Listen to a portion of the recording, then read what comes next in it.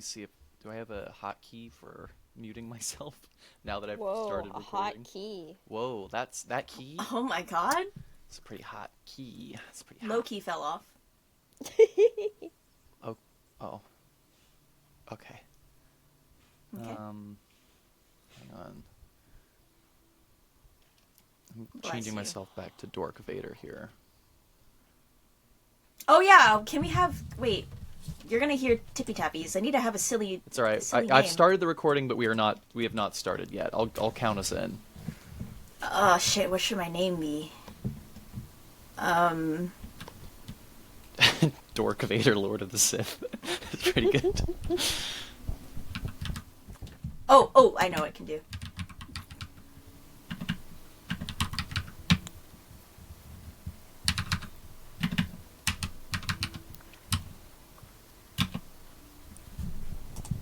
Okay. Do you guys like my name? Is it Jen again? General Dookie. It makes me so angry.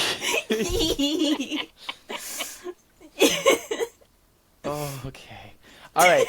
Everybody ready? Yeah. All right. Let's make this happen. Putting my phone on Do Not Disturb. Oh, that's smart. Where's my I phone? suppose.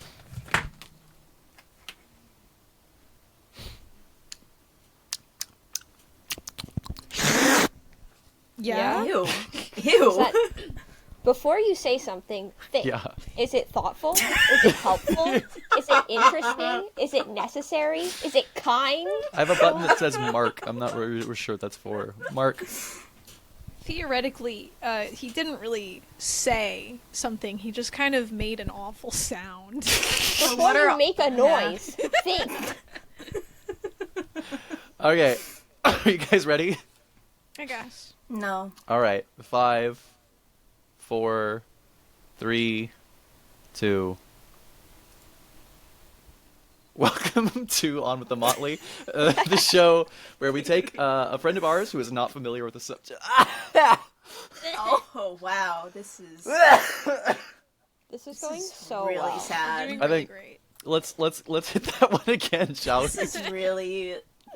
Let the record be known that we didn't do anything. That was didn't do all Liam. You guys Genuinely didn't. blameless this You time. He guys did didn't- this to himself. You guys didn't crack a joke or anything. I just lost. No. it. We All were right. literally just here. 3, 2, 1. Welcome to On with the Motley, the show where we take a friend of ours who is not familiar with the subject we are passionate about and break it down for them. Once again, I am your ringmaster, Liam, and I am joined today by my friends Megan, Jen, and Dix. Only one of these three people is named Jen before they start speaking. Please introduce yourselves by the name you actually want to be here so that the audio-only listeners can understand what's happening. Thank you very much. Fuck the audio listeners. I'm Jen. Well, I'm Jen, so... Wait, but I'm Jen, and you're both Jen. Then who's this guy? If I'm me and you're me, then who's me? Why doesn't Megan speak up first? Why don't we get that one so their voice is known? Yeah.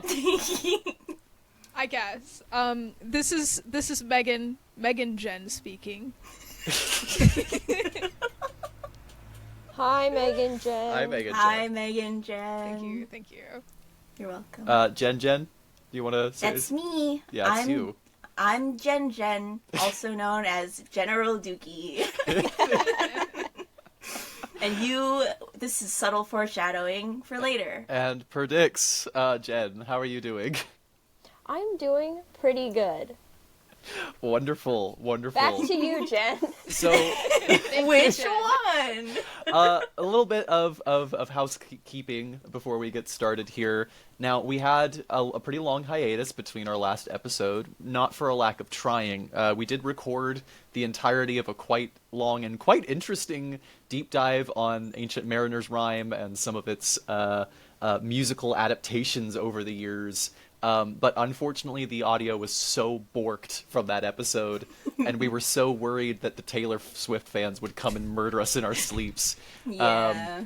God was saving me from getting crucified. I think it was a sign, actually. So we ended up scrapping that episode, and then general life stuff of the current date 2025. It's a lot of stuff's happened, so we've got ourselves back on track here. I'm bringing us back with something that I love. I love Star Wars, and What? I know it's crazy. I love Star Wars so much. First Star Wars I ever saw was when I was 3 years old. My dad shared it with me, and I've been obsessed ever since. I am taking us on to a lesser-known Star Wars topic today. I'm covering some of Star Wars ancient history leading up to two of my favorite pieces of media ever, Knights of the Old Republic 1 and 2. Both of those two video games are near and dear to me, as they are a lot of people. And today, I'm starting with a little Prelude episode that is covering much of the important Star Wars history that leads up to those games. This is going to be supplementary. You honestly could probably skip this one if you just want to get Don't to the say that. episodes. Don't say that ever. Don't say that. Why They would need you to say listen that there. ever? Why would you Cut do that that? out? Cut that We bit need- out. Cut that out. Hold on. We're not monetized Hold yet, on. but we need that ad revenue. Hold Yeah. on. What? Listen to me. This story, as all things in Star Wars, is But you told me supplementary. not to. You told That's me. so You right. just That's told so me true. not to Skipping listen. this Guys, episode. let's leave. What are we This doing one here? could be skipped, theoretically, if you just want to skip to the KOTOR 1 and 2, but I do think it's a really interesting setup for understanding some of the themes that go into those games and some of the things that make Star Wars really important to me. So, with that being said, before we get into that, what drinks do you guys have for us, lads? Well, Wow. So here's the thing. You said we were doing KOTOR Prelude. Mm-hmm. And I had no fucking clue what that was. So I have water. Woo! Woo! Hydration. I looked it up on Bing. Microsoft Edge, please sponsor me. I'm using you right now to record this. And it said it was a town and or city in Montenegro. So Okay, I brought yeah. water. Yeah, man. Alright. Yeah. That works out, because there's a water planet in KOTOR 1. So. Whoa, the water. hell level. Yeah, I'm something of a genius when it comes to Star Wars. I figured out that it's Star Wars because there's a big Star Wars logo. I did assume it might be Mass Effect. So I was originally going to do Mass Effect, but I Yes, put that one on that's hold where for I this was one. at. Yeah. Jen, why don't you tell me what you've got to drink for us? You went to me and asked me for advice on this one. I did. So I had 3 different options, and since Liam said that this is going to be multiple part, I'm going to save the other 2 options for future episodes. I know a good handful of things about Star Wars. I have only seen the movies, Rogue One, and that's it. That's all I've seen. That's pretty much it. I'm in a Star Wars game That's true. That's I it. run. Yeah. that you run, and that's it. What I know the mostest is that there are many silly words. They say That's many so silly true. words. So what they say many silly words, and there are lightsabers of many different colors, one of which is blue. So what I have brought is this drink called Yerba Mate, because Yerba it sounds like mate? Yerba oh, is mate. that what it is? It's yerba mate. Yerba mate. It sounds like a Star Wars word. You're right. You're so right. It does. Hey, you want a wonga yerba mate? Yeah. And the flavor is Bluephoria, because lightsabers are blue. And I've never had it before, so I'm gonna try it. As with many of my drinks on this show, we're gonna get a live Oh, yeah. reaction. Oh yeah. Ooh.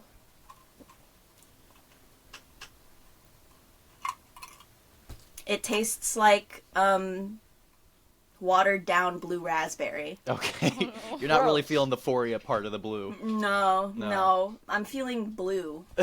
What about you, Megan? But What you got? I have brought for us melon ramune, because you see, the methods used to get that glass ball into the fucking Ramune, some may consider to be unnatural. Oh. And furthermore, it's melon flavor because sometimes lightsabers, Jen, are green. Yes, too. I know that. Yeah. You will see. You'll all see, see in you'll a future see. episode. Amazing. And so Ooh. I can't give you a taste test because I haven't done the stupid stopper to put the ball in the Do it right drink, now. So I'm gonna. Oh shit! Oh. Only It the never only does it that fast for me. Oh, not that you couldn't learn that from a Jedi. Let me tell you.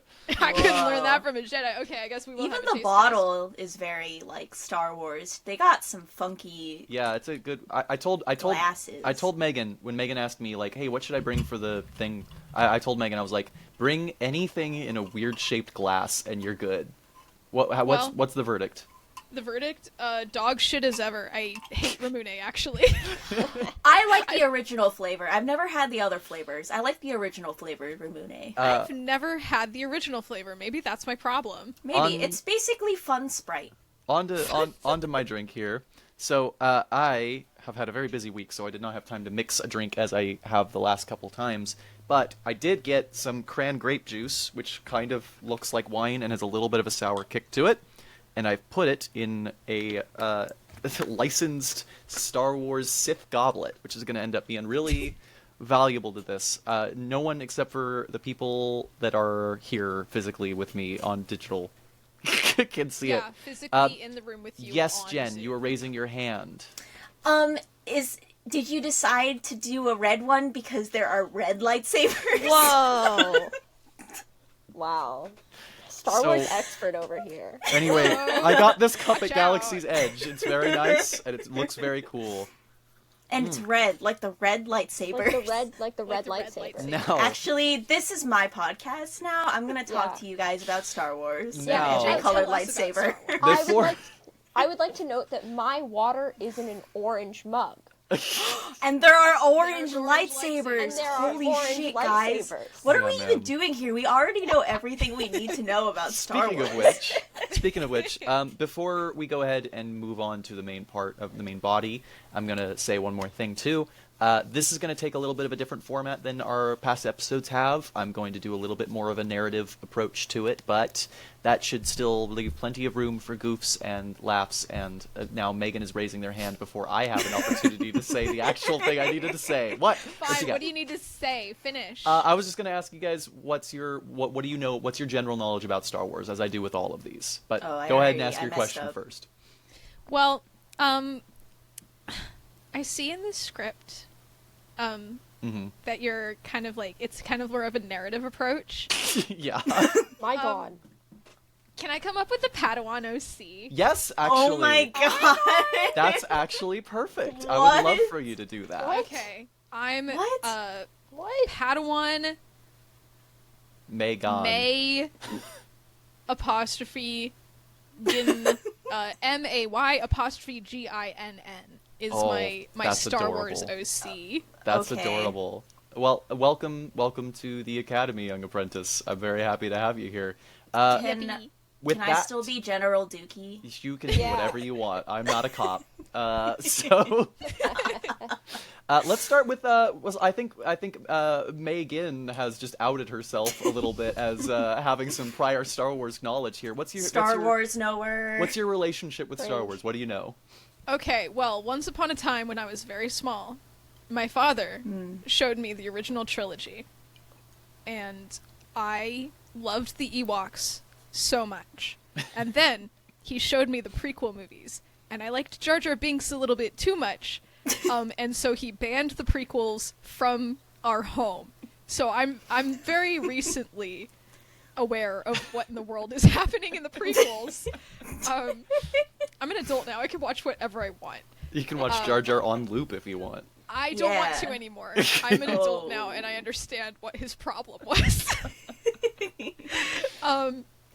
And I guess I'm kind of aware of all of the Clone Wars and all of Bad Batch and also all of Star Wars Rebels, the best one ever, and I'll kill on that hill.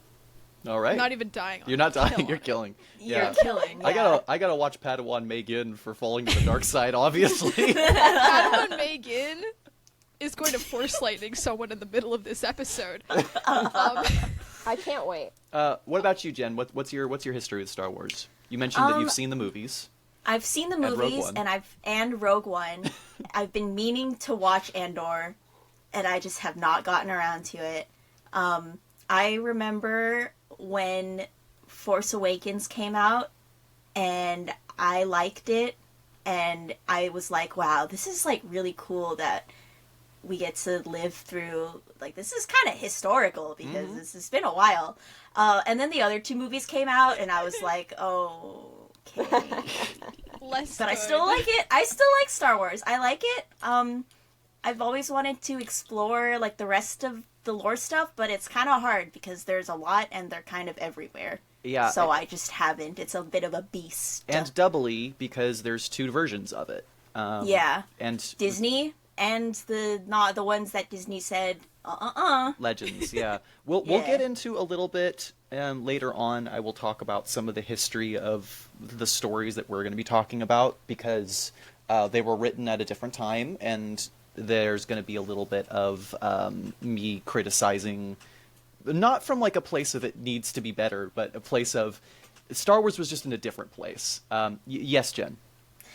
I also should mention that in the 3rd grade for Christmas, I got a toy lightsaber that was like the tubes that like retracted. And it also came with a smaller lightsaber that you could pull out and attach at the bottom. I also had that one. Yeah. And it was blue, like Good my stuff. drink. I got the red one. I'm sure you did. No one ever gave me things to hit things with. Dix. Oh. What's your context with Star Wars? I have seen the 9 movies, and I watched Andor, Mm-hmm. and I know all the lightsaber colors and the reasons behind it, and that's the extent of the Star Wars research I've done Amazing. in my life. Amazing. I will add one final note that we all of us do tabletop RPGs pretty regularly, and all 3 of you are in my Star Wars game that I've been running, where you guys are, for now, in the Empire and very rapidly approaching the Rebellion. I think. I don't know what you're talking about. You're gonna keep me No. with Thrawn forever, and I'm never gonna defect except for that one thing Thrawn does that's gonna piss off my character so bad. That's scary. When you say that, I didn't know Thrawn was a canon character until someone said it to me.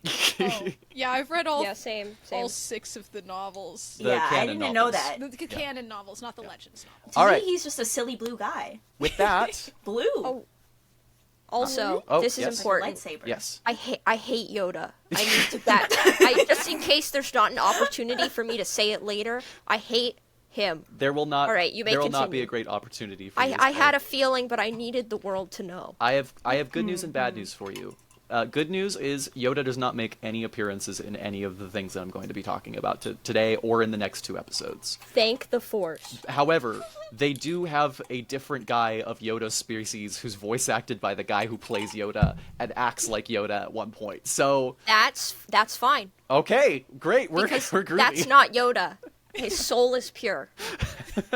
I have another question related. Oh, we are going to be. This is going to be a long lead up. All right, what do you got?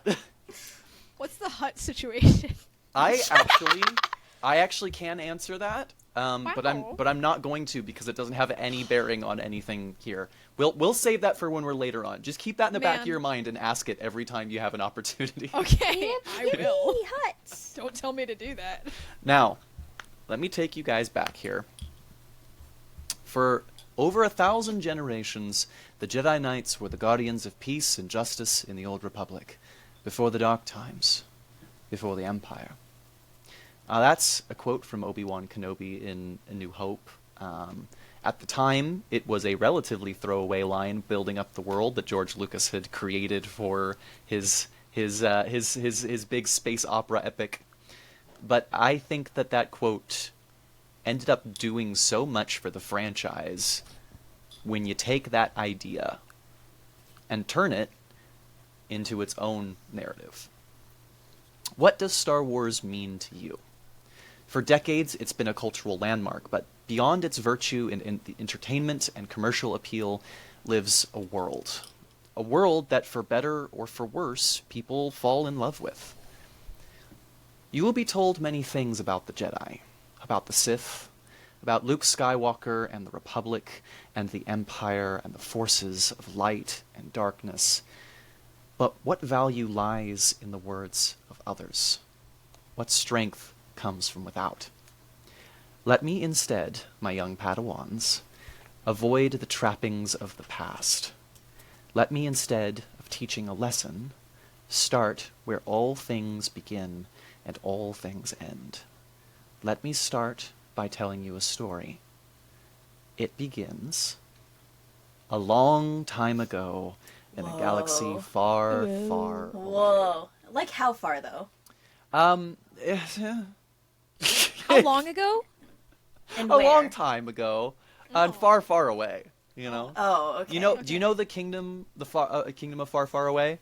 Like in Shrek. Yeah, about Yeah. that far. About? So like Shrek not that episode. far? No, so it's the far, far Shrek away. so Shrek is further than Star Wars Galaxy? I think you should It's probably the same distance because they're both far, far away. exactly. Okay, exactly. you're right. My bad. Yeah. They're probably neighbors. They're Yeah. I see. they're definitely neighbors. I'm learning so Yeah. much. You're doing great. Yeah. Now, concentrate, younglings. Focus. Close your eyes if you can or must. Cast your mind from your body and let it travel far back to a time before what you know, to a time even before the Republic. When sentient creatures first began to gather, so too did they gather wisdom. It was not long before the first Force users came to know themselves. It was not longer still that they came to shape the world around themselves. As settlers and trailblazers formed the first and oldest of galactic communities, their first steps into a larger world were guided and guarded by those that would one day come to call themselves Jedi. There are dates for these things, in specific or in relative, but in truth these dates matter little. Time washes clean all context, and round, rough edges are worn smooth by its rivers. There are stories, of course, about the dawn of the Jedi, but those tales are for another day, as too are the foundings of those who would come to be called the Sith. For now, I will share with you a secret whispered only in the minds of the doubtful. The Sith are not evil. They are born from a caste of men and women who were banished for thinking differently, thinking dangerously. They were exiled, sent far beyond known space, and before long they found themselves marooned on a planet that would come to view them as gods. I lost my place. These, Whoa. Feel free to interrupt me, by the way, if you need to, if you want to comment on any of these things. Would you say that the Sith were living moss? They were thinking differently, thinking dangerously, living moss. Live That's Moss. my joke. Wow. Thank you. Wow, that's great. I I love think that. they were actually Thank you. living yerba mate. They were, hey, live yerba mate. Yeah. Lamonte. yeah. These dark Jedi lost themselves to power free Oh, no. of responsibility and far from Where'd their they go? Girl, Padawan Megan thinks this sounds sick. No. Oh no! It's we're context. losing- I'm giving context. We're losing her Master, to the tell dark me more side. about these dark Jedi. They want These- a Force lightning. These, Why aren't they called Deadeye if they're dark Jedi? You know, there's actually a theory that the term Darth comes from an abbreviation of the words Dark Lord of the Sith, but Yeah, that's Whoa. stupid. Oh, what? It's not stupid. You're stupid. Megan. Anyway, Jen, you're gonna get Deadeye when I do my presentation on the Star Wars Zombies novels. There's some Deadeye in there. these dark Jedi lost themselves to power free of responsibility, and from their malice or their fear or their corpses, grew the seedlings of a new order. One that, as if willed by fate itself, would promise to share its shadow with all the galaxy, time and time again. That's so nice of them. For Yeah. sharing.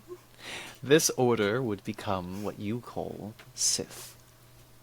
And from that order grew an empire, and from that empire grew a graveyard. As with the dawn of the Jedi, the golden age of the Sith will someday grace our histories again. But for now, know only this. When the Sith Empire arose from the blackness of space to challenge the Republic and the Jedi Yeah. to challenge Take the two, let's Republic go. and The their Jedi. Jedi. Jed- The Jedi. Uh, When the Sith Empire rose from the blackness of space to challenge the Republic and their Jedi, the war that followed devastated both sides. This conflict, which would come to be known as the Great Hyperspace War, was long and brutal. Few remained, but the Sith fared far worse. It is said, in places you should not go, from voices that you should not hear, that only one Sith survived the war. A dark lord by the name of Naga Sadow. I've got a question, Whoa. Master Liam. Yes, Padawan. What can I do for you? Why should we not know about this guy? Why should we not listen to the voices telling us about this guy? I think that's a little restrictive. I agree, Padawan. Yeah, Like Padawan. I also agree with you, young Padawans. In fact, it's one of the Actually, reasons. I'm a general, God, It's one of the reasons. and you will address me as such. It's one of the reasons why I Thank you. find this context is so important. Through much of the Jedi Order's history, it will try to hide things from its Padawans, and those knowledges, because they are deemed dangerous, end up becoming a forbidden fruit that many, many Jedi will lose themselves seeking. Whereas I think the stories, for better and for worse, can end up as parables. And that is why I am sharing this to you, despite the fact that the Council has not approved me to do so. you know, Master Liam, that's kind of based of you. I think I'll hold off falling to the dark side for a week longer. I'm keeping the Force Lightning in my back pocket, but I'm just letting you know I'm not unholstering it just yet. Yeah, I'm still thinking about it. I'm thinking about it a lot, but I just thinking appreciate about that it. you're trusting us with this information. Hey, And going behind the council's back to do it. That's pretty cool of you. is what Do I you do. want Force Lightning? Well, hold Maybe on. you could join me. let's slow your roll and talk about Naga Sadow first. Naga Sadow was a great mind. As brilliant as he was cruel and ambitious, he commanded such mastery over the Force that it said that he could, under the right ritual and preparation, focus the power of the dark side so potently that he could cause a star to supernova. Whoa, Pretty sick. that's pretty cool. Settle down. Is that like Force Lightning but more?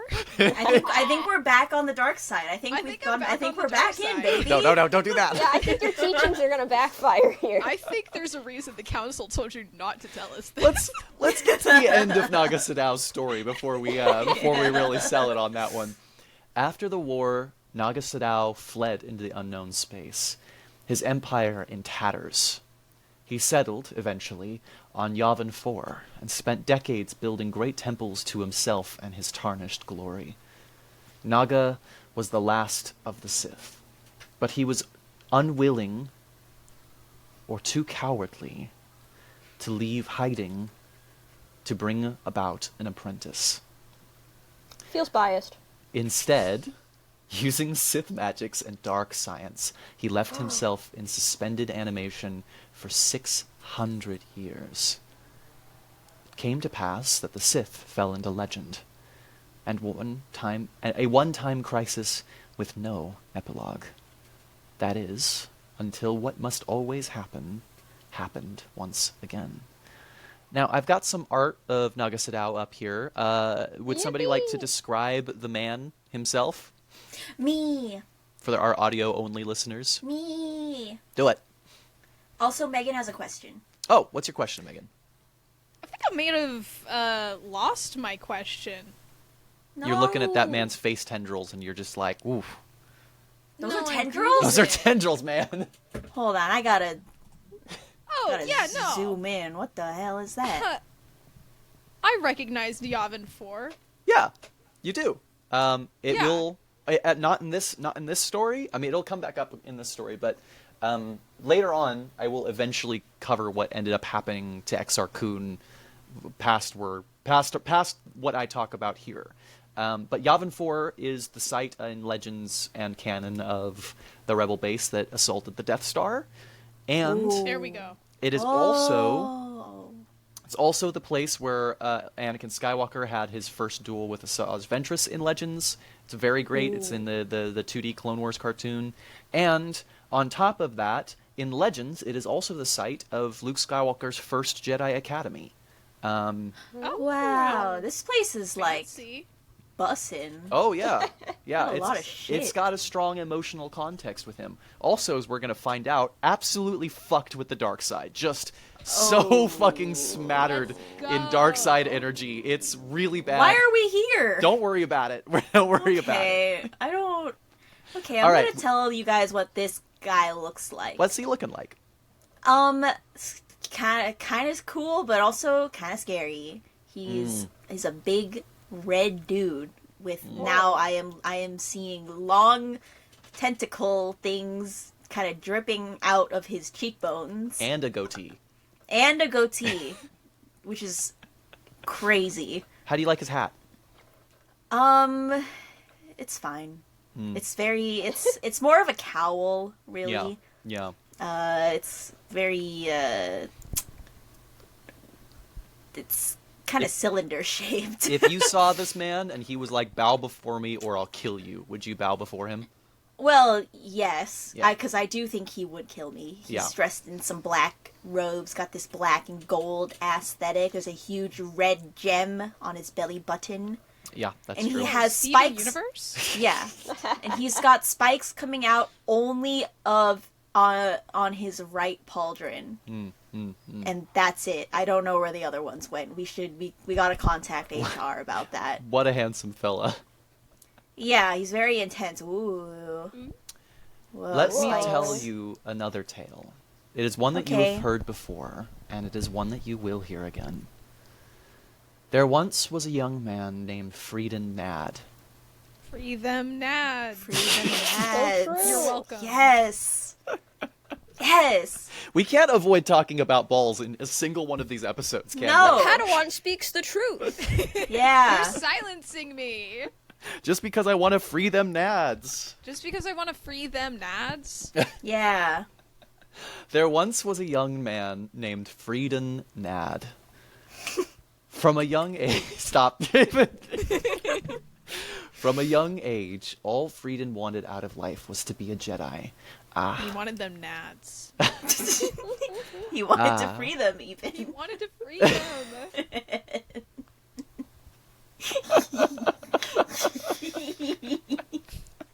Yeah, you know what? I can do this one narrative. I think that'll be really cool. I think that'll I be think that was silly of you. Also, I'm keeping it in narrative. You will note That's true. that Padawan Megan is saying these things. Good Yeah. point. And Good point. General on Dookie. purpose. Yeah. But not just any Jedi. Frieden craved so deeply within his heart. I'm doing a podcast with children, literal children. Padawan, sir. I'm a general. Okay, Have you well, noticed what's your how silent excuse? I've been being? I haven't You are been... such a good student, and that's why Uh-huh. I'm certain that you are going to be the one who ends up becoming the Sith Lord. There's no way around it.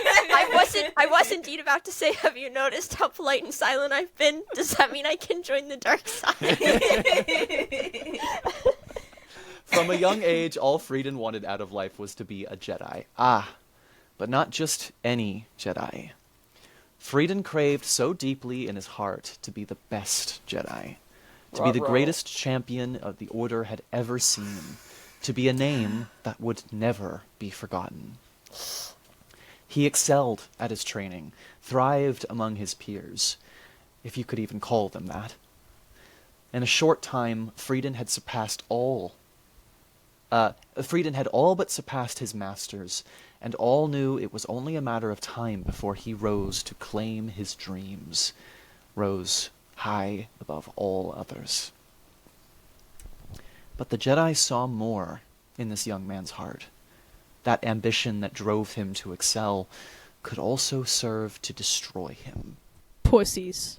So true, so true. Yeah. Power unchecked by humility, you see, serves no one. Except for me, baby. Not Yeah, even, let's go. not even Yeah. its wielder. Man. Who wrote this?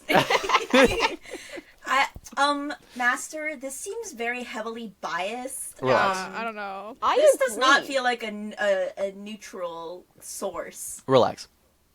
Was I this peer think reviewed? Actually, you will learn there's no such thing as true neutrality. Everything. Neutrality? Fuck What, you. what about the orange lightsabers? Yeah. The orange lightsabers mostly belong to Jedi. Sorry to tell you. Vitamin C. Neutral Jedi.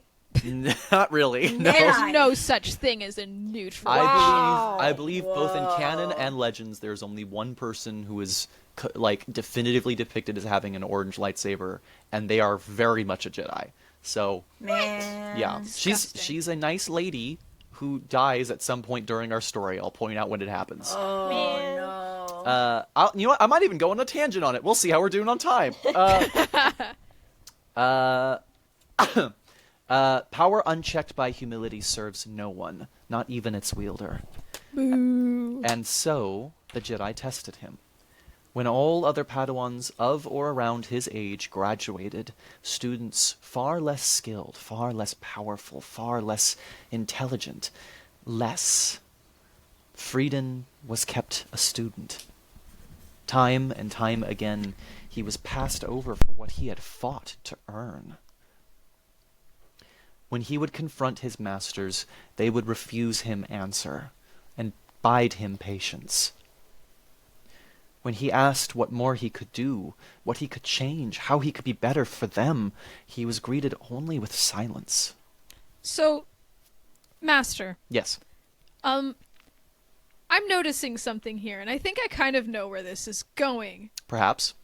Considering this is called Blood of the Sith. My question is, did the Jedi just forget this happened by the time Anakin Skywalker rolled around, or like, did they think this is a great idea? It worked out so well the last time. Let's do it again. Well, I did mention to you that I would not be paying too much attention to the specific dates of these things happening. And yet, I will note that this happens in excess of 3,000 years before any of the Star Wars movies take place. I feel like Free Them Nads is gonna make enough problems that that's not gonna matter. You know? Well, we've got stories about people from 3,000 years ago. there are quite a few situations where the Jedi fail, and largely that is oftentimes from them trying to do stuff that's tricksy or being arrogant about the things that they've learned. Frida Nad would, of course, be used as a cautionary tale, but as we will see, that's not necessarily how they use his story first. So something about like maybe power without humility. The humility to admit that you've really fucked up this time. It doesn't serve you. I would like you to lock those feelings away. Ooh, yeah. Master, that doesn't seem like a very healthy coping mechanism. No, Master, no. it doesn't. No, you're gonna lock those feelings away for now. We're gonna address them. Maybe not in this episode. We'll see. And I'll let them out with force lightning. Yeah, Ooh. that's where the feelings come out of your Yeah. fingers. Yeah. And so, Yeah. actually, literally, that is what Force Lightning is. Yes. Yeah. That's hilarious. That's why I'm gonna be And so good at it. It is little wonder that confusion turned to fear. Had he done something wrong? Was it all a trick? Had he made an enemy of one of his masters, and they decided to punish him by holding him back, keeping him from the one thing, nay, the first step towards what his heart truly desired? And so, it was little wonder that fear turned to anger. It was unfair of them. It was cruel of them. It was. He was worthy. agree. The more he dwelt on it, the more his convictions hardened, the more his rage grew. And so, it was little wonder that anger turned to hate. The Jedi were wrong. They could be wrong. It was no mistake. No, it was a mistake. No, a transgression to deny him and themselves the hero that he was destined to be. There agree. would be no place for him here. That much was apparent. The Jedi served no one, not even themselves. And what use was there for something so empty? And I mean, He's right. he's right. You Preach gotta, it, bro. Gotta And- hand it to him. Lots of things that are empty are useful, like jars. like Stuff you can, thank like you, Jar Jar Padawan. Binks. Like Jar Jar Binks. Like Jar Binks, known for You can being put things quite in it. empty. It's true. You put things in it. And How do I do, so Master? And you can put things in him too. you're my favorite student. Yo! You're my favorite Whoa. student, Jen. Thank you. Thank you. Address me with my full title, please. No. Man. And so General Dookie, we should fall to the dark side together. Yeah. And so, it is little wonder that hate turned to suffering. No one knows for certain what was said between Frieden and his master that night. All we know is that it was Frieden's master who ignited their lightsaber first, and that by the end of their duel, Frieden stood over his corpse. He fled, deep into unknown space, following a call that he could not hear. Everything had been taken from him. What more could be left? And if somebody would like to describe the art that I've had up for a little while here, it might still remain. I'm not sure. We'll find out. I don't remember. You made this. I don't remember things. Tell me, what's the art like? Cool. Shredder. It's cool- from it's cool as Teenage Mutant Ninja It does Turtles. kind of. It is cool as shit, and it does kind of look like Shredder from Teenage Mutant Ninja Turtles. Yeah. Should I do it again? Is that my Yeah. job? You You're are the 5 apple. you are the five I apple do, artist. Yeah. So we've got the art style, it's kind of giving, like, old cassette, like, VHS tapes of, like, horror movies, like Goosebumps. It's got that, like, Did you just wait? Hang on. what? like horror movies, like Goosebumps. Yeah, Goosebumps. The scariest horror movie.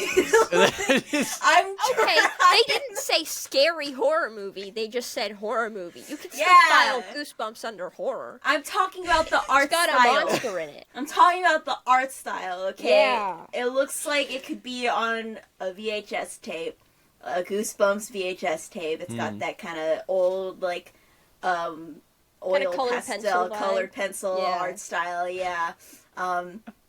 And it's got who I assume to be Free Them Nads, Yeah. in, like, sick, like, usually Star Wars has, like, futuristic stuff, but this just looks like straight up like a medieval knight armor. It's got the pauldrons, it's got the metal greaves, it's got like a tunic. We got spikes coming out of his pauldrons on both sides this time, more balanced. more balanced.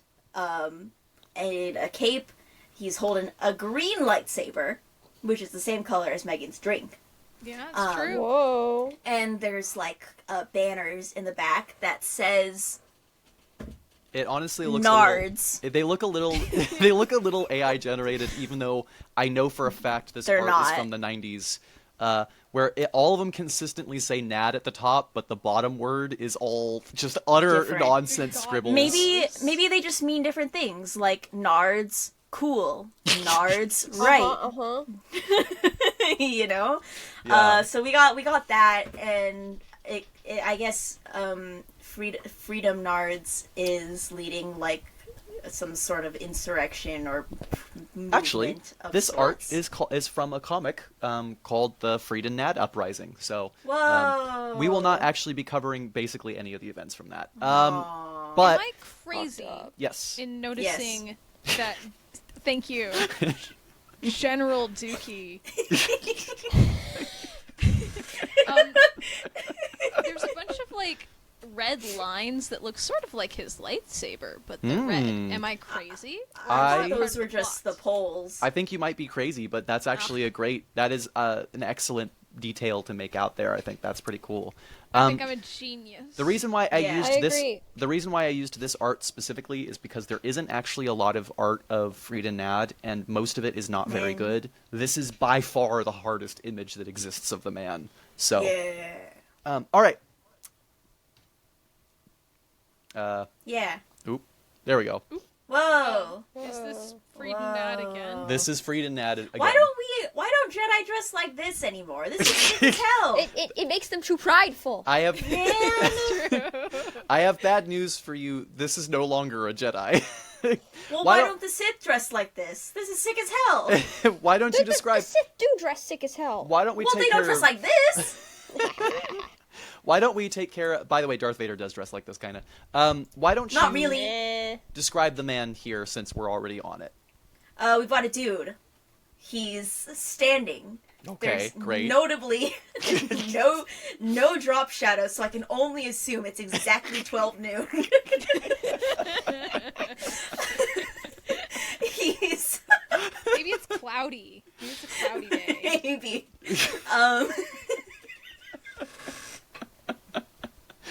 For context, for those who can't see the image, it's very clearly a really nice rendering art, like I think fan art of Frida Nad that has just been slapped messily onto- photoshopped onto a Star Wars background. It looks like a pit crew. Anyway, really so does. Freedom Nards is standing. He's got his hand outstretched and he's reverse gripping a red lightsaber. He's got this like crown of like steel, Black steel. steel. He's got this red cowl and cape that's way too long.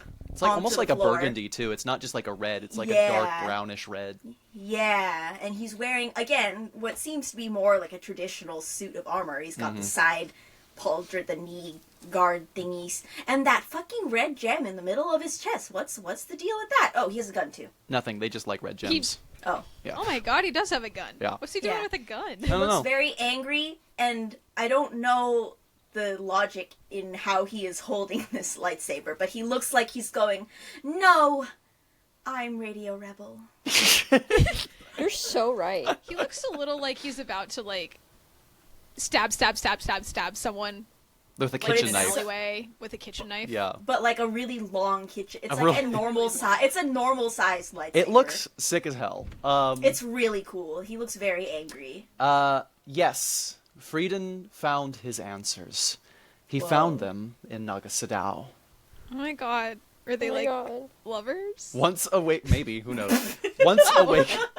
Once awakened from his hibernation, Naga took Whoa. the hurt and vulnerable Frieden into his care. Oh my And god. made Oh him- my God. Oh boy. And made him his apprentice. For Oh. years, Frieden studied under the Sith Lord. He learned all Gonna that he free them nards. Master, I think I'm holding off the dark side for a week longer so I can write my Jedi Yaoi Council, fanfic. I think I fucked up. I Jedi started Council, you were right. I started reviewing I I'm gonna started put them in flower crowns like the Hannibal fandom did. Yes. Yeah. I started revealing ancient Jedi and Sith secrets to my Padawans, and now they keep talking about something called Yaoi, and I don't know what's happening. Leave me alone. For years, Ah. Frieden studied under the Sith Lord. He learned all that he could about the dark side of Sith magics and their ancient empire. He learned of the Sith, and that the Sith would always and forever be ruled by the Dark Lords. Question. Yes. Question. So, Naga Sadao Yes. is a Sith TM like the alien species Sith. Correct. And Frieden Nad is not. Correct. And yet he's Uh-huh. hey guys, is this Sith Lord problematic? Is he? Are you accusing Sith Lord Frieden Nad of cultural appropriation? Is that what's happening right now? Yeah. Well, I could go into that. It would actually require me to give you more context about the Golden Age of the Sith, which I'm specifically planning to do in its own set of episodes. I see. All right, we'll hold off on the problematic for next I will. time. I will give you at least this: the ancient Sith Empire was originally a species of aliens that knew of the dark side but weren't from the Jedi. A bunch of Jedi came over and conquered the Sith and then interbred with them for Oh. hundreds of years while also kind of enslaving them. And through that, Oh. yeah, Hold on. Chat, are the Jedi problematic? No, I'm these- going Are back we to the dark bad side. guys? these are the Dark Jedi that were exiled okay, for they're specifically the- being too evil. The Jedi, Oh, okay. that The makes sense that then they would Jedi be called the mists. Sith. Yeah. Because they're the evil Jedi. Yeah. And they're maybe doing cultural appropriation. They are. I mean, well, it's kind of cultural appropriation in the sense that, they did conquer and enslave the species and then adopt much of its culture for their own. Yes, I think that's... But I think also, you can take the kind of out at that point. by the time of the Golden Age of the Sith, most Sith were also alien Sith. They were Sith that genetically and Sith Force user wise, philosophy wise. So Naga Sadow himself, the last ruler of the ancient Sith Empire, ended oh my god, and up. he's a king too? Oh my god. He's an Oh emperor, my actually, God. technically. Oh my god. Although- My Yaoi's I getting will a lot say more interesting, again, guys. we're gonna get this. We're gonna get into this with the Golden Age of the Sith at some point. But Naga Sadow did specifically run his empire into non-existence. So Oops! So he could run away with Freedom Naz. yeah, Uh-huh, he's kind of uh-huh. like a fail queen, actually. Yes. Oh wow. that's what Frieden saw in him. Yeah. Yeah, Oh exactly. my god. Anyway, long story We short, get it. at this point there is a Sith species, but the Sith itself is more of a philosophy rather than the actual genetic lineage or the culture itself. It's just the two are intertwined in a lot of ways. Does this matter at all? No, the Sith are evil typically, so it doesn't. I don't think they care Wow. if they're hurting people's feelings with cultural Wow. appropriation. But just for fun context, General Dookie has a question. yes, Did General I Dookie. hold on? Did Yeah. I fucking miss something? The Sith was like a genetic thing, Oh, right. That was like a race. Padawan Yes. May Gin Yes. came in with previous knowledge. Yeah. Yeah. So again, it wasn't necessarily going to need to come up this episode, but we'll do one on the Golden Age of the Sith eventually, and that will talk about the origins. But the Sith, there's the Sith as a philosophy, and there's a species called Sith that philosophy was largely born from as well. Frieden Nad was of the species Sith and the No. philosophy Sith. No. No, sorry. Naga Sadow was of the species Sith and the philosophy Sith. Okay. Frieden Red and Nad got tentacles. is just the philosophy Sith. Okay. Yeah. But the So I guess Jedi are just. We're going to cover it in another episode. It does not matter. Wait, but the Yeah. Jedi aren't a species, though. Correct. They've always been Well, again, we will cover it in another episode. A simple yes or no will suffice. It's complicated. Okay. You hate me. You hate me. What the fuck? He learned of the Sith, and that the Sith would always and forever be ruled by the Dark Lords. But Naga was weak. He was aged and crippled from defeat. Oh my When the time God. came, Whoa, Master, that's like you. don't need Force Lightning when you got that in your pocket. Jesus. I have a question. Yes. So theoretically, could I have an OC that was like, I'm half Sith, half Jedi, and I have to get the best of both worlds, and I don't know who I am? It depends on who you ask, because the Sith species have gone quote-unquote extinct a couple of times. So depending on where you are in the Star Wars universe, / what time period it is, / whether or not the writers have decided that there are some Sith still holding around out there, yes, theoretically. I will say, I have never ever once heard of a Sith species Jedi before. I'm sure it's possible, but the Star Wars galaxy is a huge thing, but generally I'd say that's not something that happens. Time to write my novel. And their name was H''ANNAH Montana. Yeah. But spelled MUNNTAN''. Yes. When the time Yeah. came, Frieden asked if he too would become a Dark Lord. Naga, conceited and zealous in his greed, denied his apprentice. What? And he was dead What the within fuck? the hour. No! Well, as he should be. What? But This is a very solid, like, pattern of behavior. for Exactly. Freedom Nat. I Thank- don't This is think really that this sad is a for him. shock. Thank you, best I'm apprentice. shocked. I thought I was the am best the best apprentice. Padawan. Yeah. I think it was Dix. Yeah, it was Dix, but now Megan is doing I revealed better. that I'm evil a long time ago. It's true. Man. I lost it. Master's playing favorites. No, I think that's an excellent up. point. With this Frieden Nad character, right? There's a pattern here of he works really hard to get a thing, becomes really, really fluent in that thing, and then the guys above him tell him that he can't have it, and then he snaps and kills that person.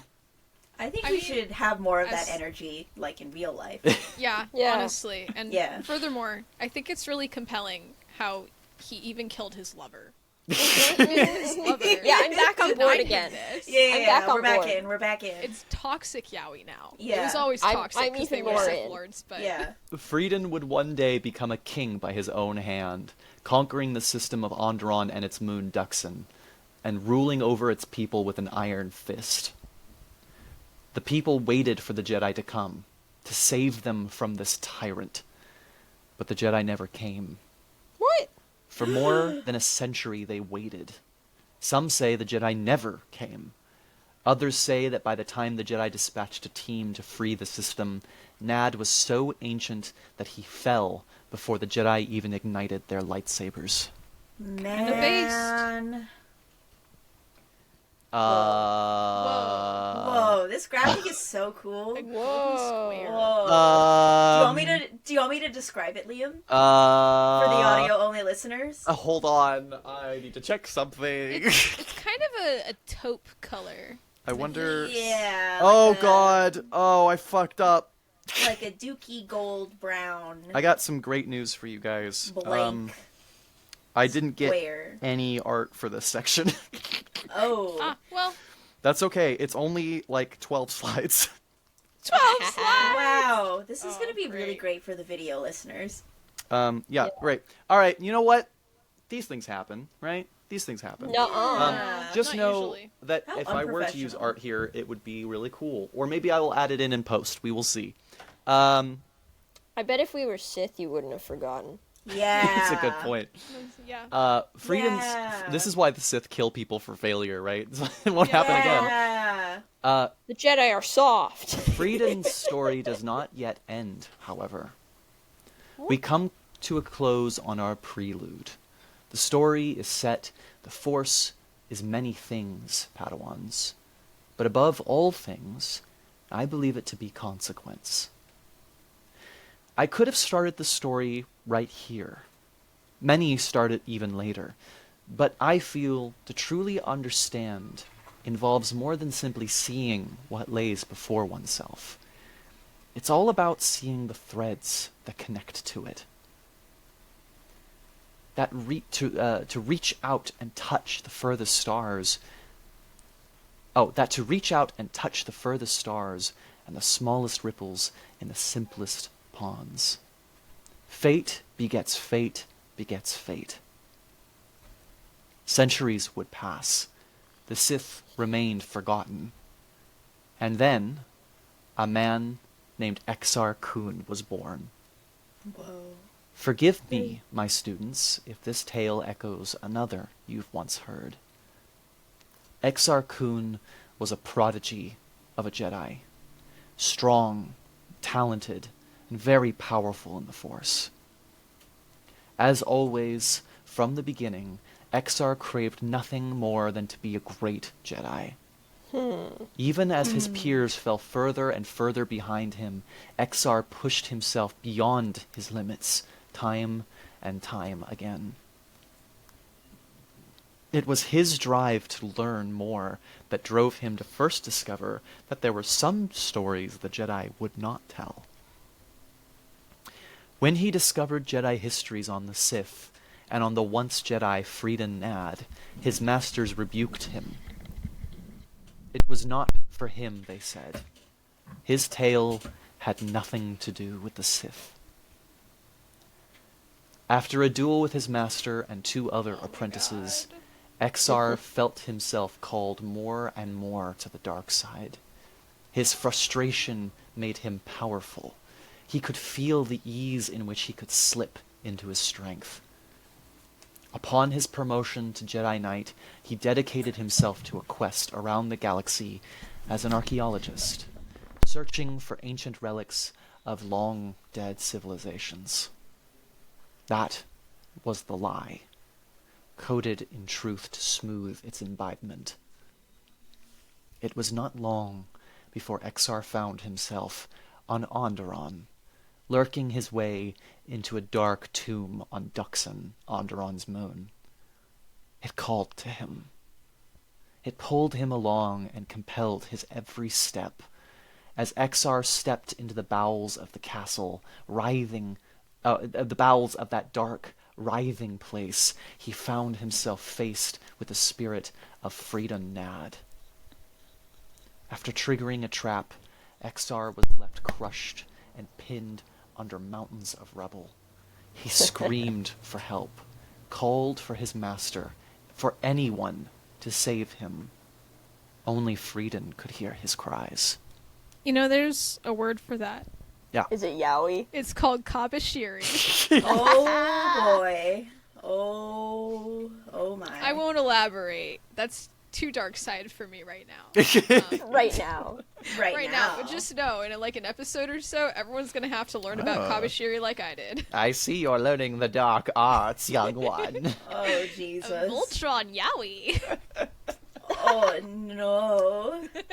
Freedom promised to teach Exar how to mend his broken body, how to cure his bleeding wounds, and how to ferment the dark power within him and find strength to rise again.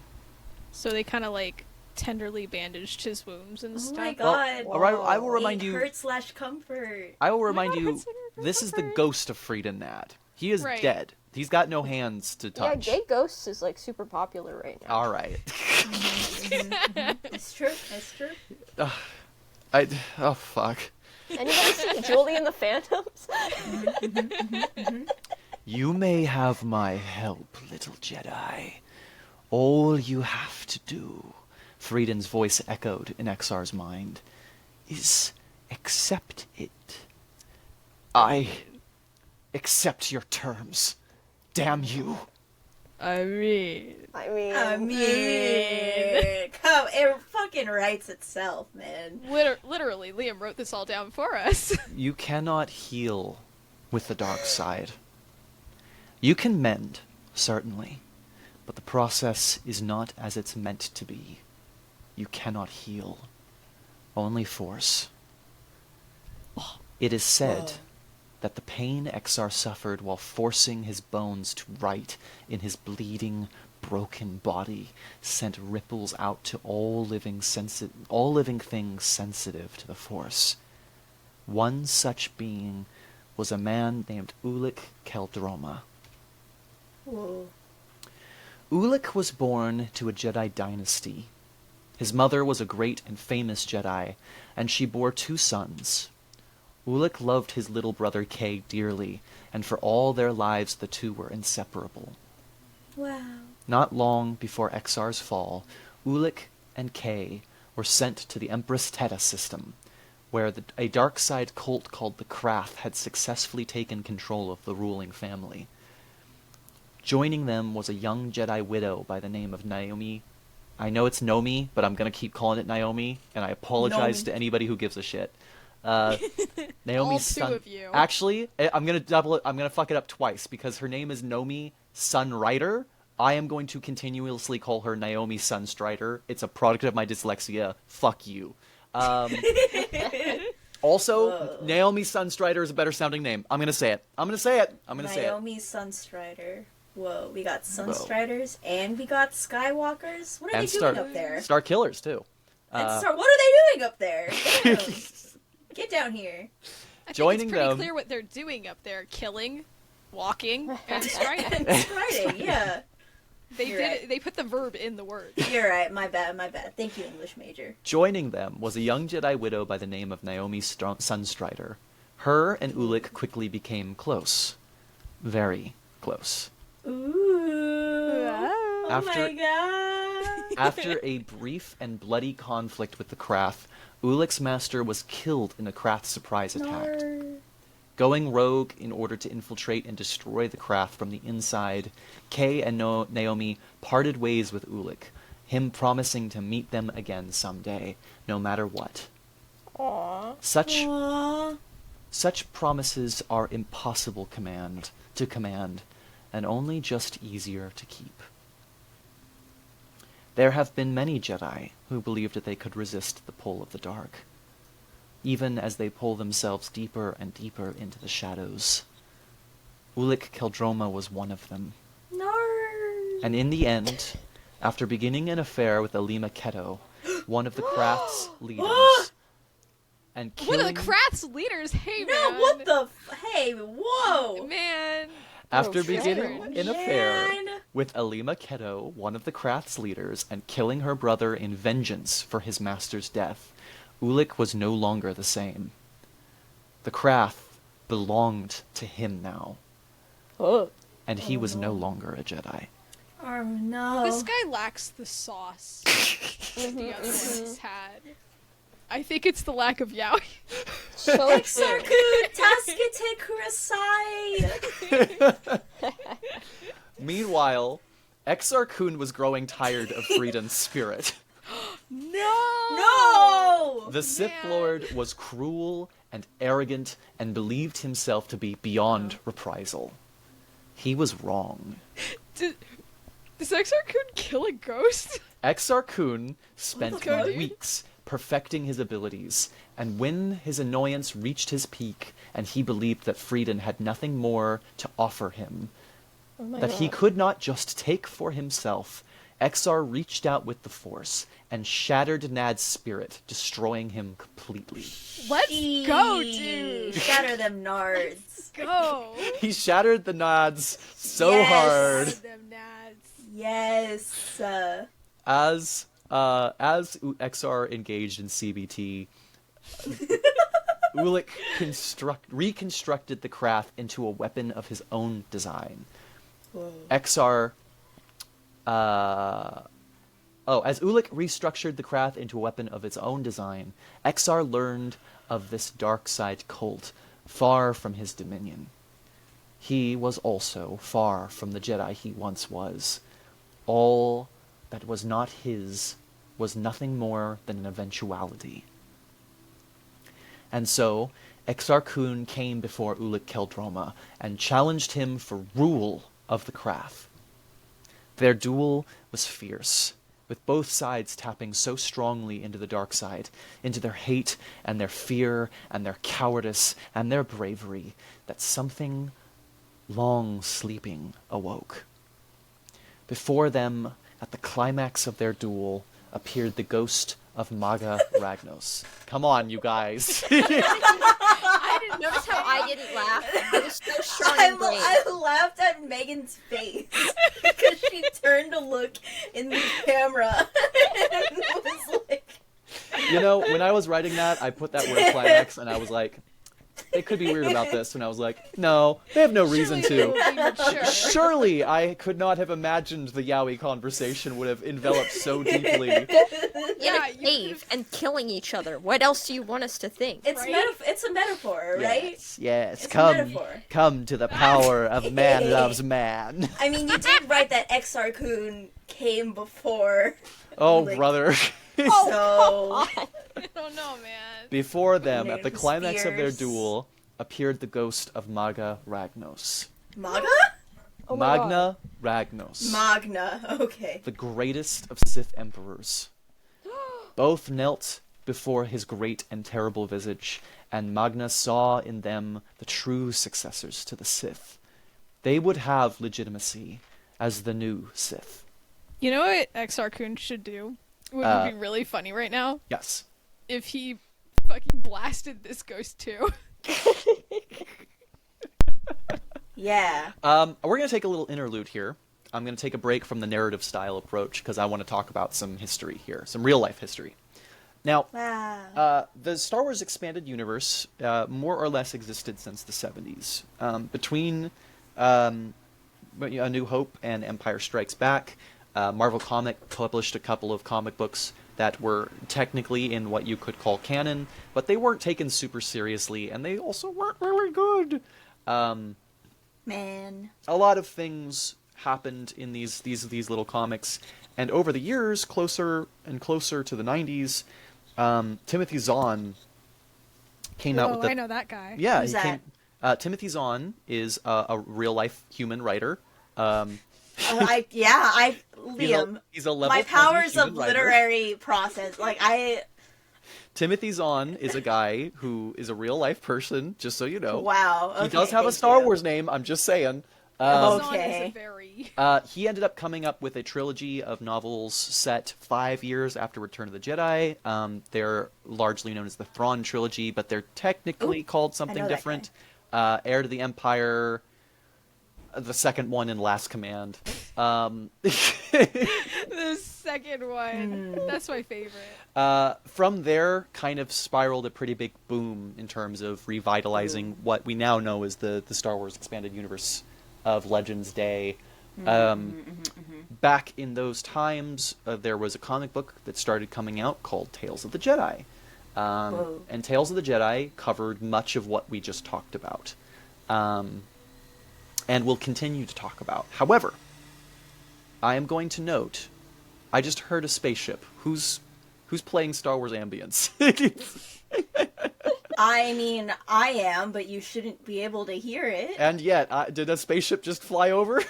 Is it coming from me? I didn't hear a spaceship, and I'm listening to Star All Wars right, ambience. maybe I'm nuts I then. heard a spaceship, but through my headphones. Yeah, I heard something, but... Interesting. So the Tales of the Jedi comic ended up being one of the first major publications that were part of that expanded universe, and it covered much of the things that we already talked about and some things that we're going to continue talking about. One thing to note, though, is that Star Wars as a concept, despite the original trilogy having been out, was still pretty much in its infancy. There weren't a lot of Star Wars things out there, and what the universe as a whole looked like, and what it sounded like, and what kind of stories it was capable of telling were still pretty, we're gonna say, unrefined. This comic that I've pulled a lot of this Exar-Kun and Ulic-Qel stuff is pretty weak on the writing. It's got a couple of things that are really, really cool about it. There's going to be a lot of things that are extremely, very, like, what you expect the 1990s version of Star Wars to be. You know what I mean? Really, really cool. Yeah. Yeah. So, for example, there's a silliness thing of, in a moment, Exar-Kun and Ulic-Qel are going to make a deal where they're both going to go off and build an empire to go and assault the Republic together with. And in 6 months, Ulic-Qel calls up Exar-Kun. He goes, okay, so here's what I've gotten. I've gotten the entire Krath, which is an entire Darksider army with a real-life military as well, and a massive fleet. I went and I beat the leader of the Mandalorians, dominated him, and now he is going to be giving all of his Mandalorian armies to us as well. I also managed to secure these resources that I'm bringing in. Basically, I've got this massive army. What have you got, Exar? And Exar goes, I went to a Jedi temple, and I spent about four or 5 months there, convincing 20 dudes to leave with me. So I have 20 dudes. And who's the master and who's the apprentice again? Well, as I'm going to get into in a second, the ghost of Magna Ragnos declared that Exar-Kun would be the master in the relationship, and Ulic would be the apprentice. So Ulic was feeling a little justifiably upset by the whole, what the hell are you doing? Another fun thing, Ulic-Qel will also declare that he doesn't care what Exar-Kun says. he is going to go to Coruscant and attack the capital because he's got the army for it. And Exar's like, no, As no, he no, should. no. We wait until we've got a better force. You're underestimating the Jedi. And Ulic's like, no, I'm not. I active Jedi longer than you. You graduated and immediately disappeared. I'm going to go and attack the capital. And Yeah. Yeah. So Ulic was like, I'm gonna go hit Coruscant. I'm gonna hit the capital. You aren't gonna get in my way. And Exar's like, no, no, no. You're underestimating the Jedi. You gotta fucking wait, dude. We need more time to build up some stuff. And Ulic's like, really, Mr. 20 Dudes? You're telling me we gotta wait? Okay, fine. Tell you what, I'll go attack the capital, and you can go and train your 20 dudes. And Exar goes, fine, but if you get captured out there, when you get captured out there, when your invasion fails, I'm not coming to rescue you. I promise you that. You're going to stay there and rot. And Ulic goes, fine, fuck you. Ulic goes off and gets captured. Oops. Not through his fault, but he does get captured. And the Mandalore, who is Ulic's faithful servant at this point, rushes off to go and tell Exar-Kun. And Exar-Kun's like, oh, fuck. Okay. Does he go and save him? Let's go get him. Whoa. oh my Leave him to god. die. What kind of Sith are you? Now, I'm so sorry. Zoom tight, goodness. Thank you. Now, final thing before I think we're ready to move back into the narrative format here, but I find it very, very funny. The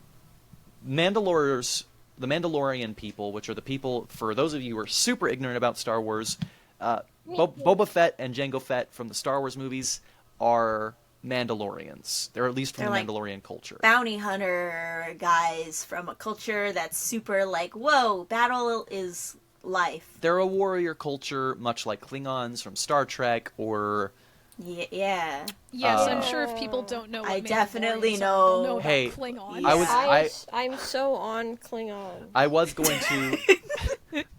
was going to provide secondary and tertiary examples, but I did not have any come to mind. So, and you guys mocked me right away, so I guess you're not getting them. Fine. Man. They're also, by the way, Mandalorians. If you guys have seen The Mandalorian, he's Oh my god, I've seen Pedro Pascal. Pedro Pascal.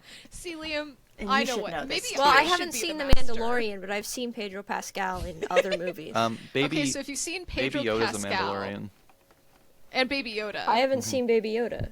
Yeah. Yeah. Anyways, the Mandalorians are a warrior race. Their leader is generally referred to as Mandalore, and they typically have a subtitle. So the ones that I can think of off the top of my hand are Mandalore the Ultimate, Mandalore the Conqueror, Mandalore the Protector, Mandalore the Redeemer, and Mandalore the Reclaimer. So it's like the trolls from Homestuck. All right, you were really waiting for that one, weren't you? I was. Whoa. The reason why I mentioned this right now is it will be important later, but also most importantly for me right now, Mandalore, the current Mandalore for Ulic-Qel-Droma's story is called Mandalore the Indomitable, and he is known this it's a despite little the bit fact, sad considering he got dominated. despite the fact that literally the Yeah. only thing we know about Mandalore the Indomitable is that he got his ass kicked by Ulic-Qel-Droma and then Dick rode that guy for the rest of his life. Yeah, he did. Question Yes. about the minutia of Mandalorian culture. Yes. So, the Mandalore, if I remember things correctly or I'm intuiting them correctly, becomes the Mandalore by kicking the asses of a bunch of other guys, and eventually the previous Mandalore, correct? Depends. Okay. So in Legends, it was more about possessing the Mask of Mandalore. Right. And usually you would get the Mask of Mandalore by killing the previous Mandalore. But it can even be, like, as we will see at some point here, it can even be the previous Mandalore died and you are the guy that found his mask.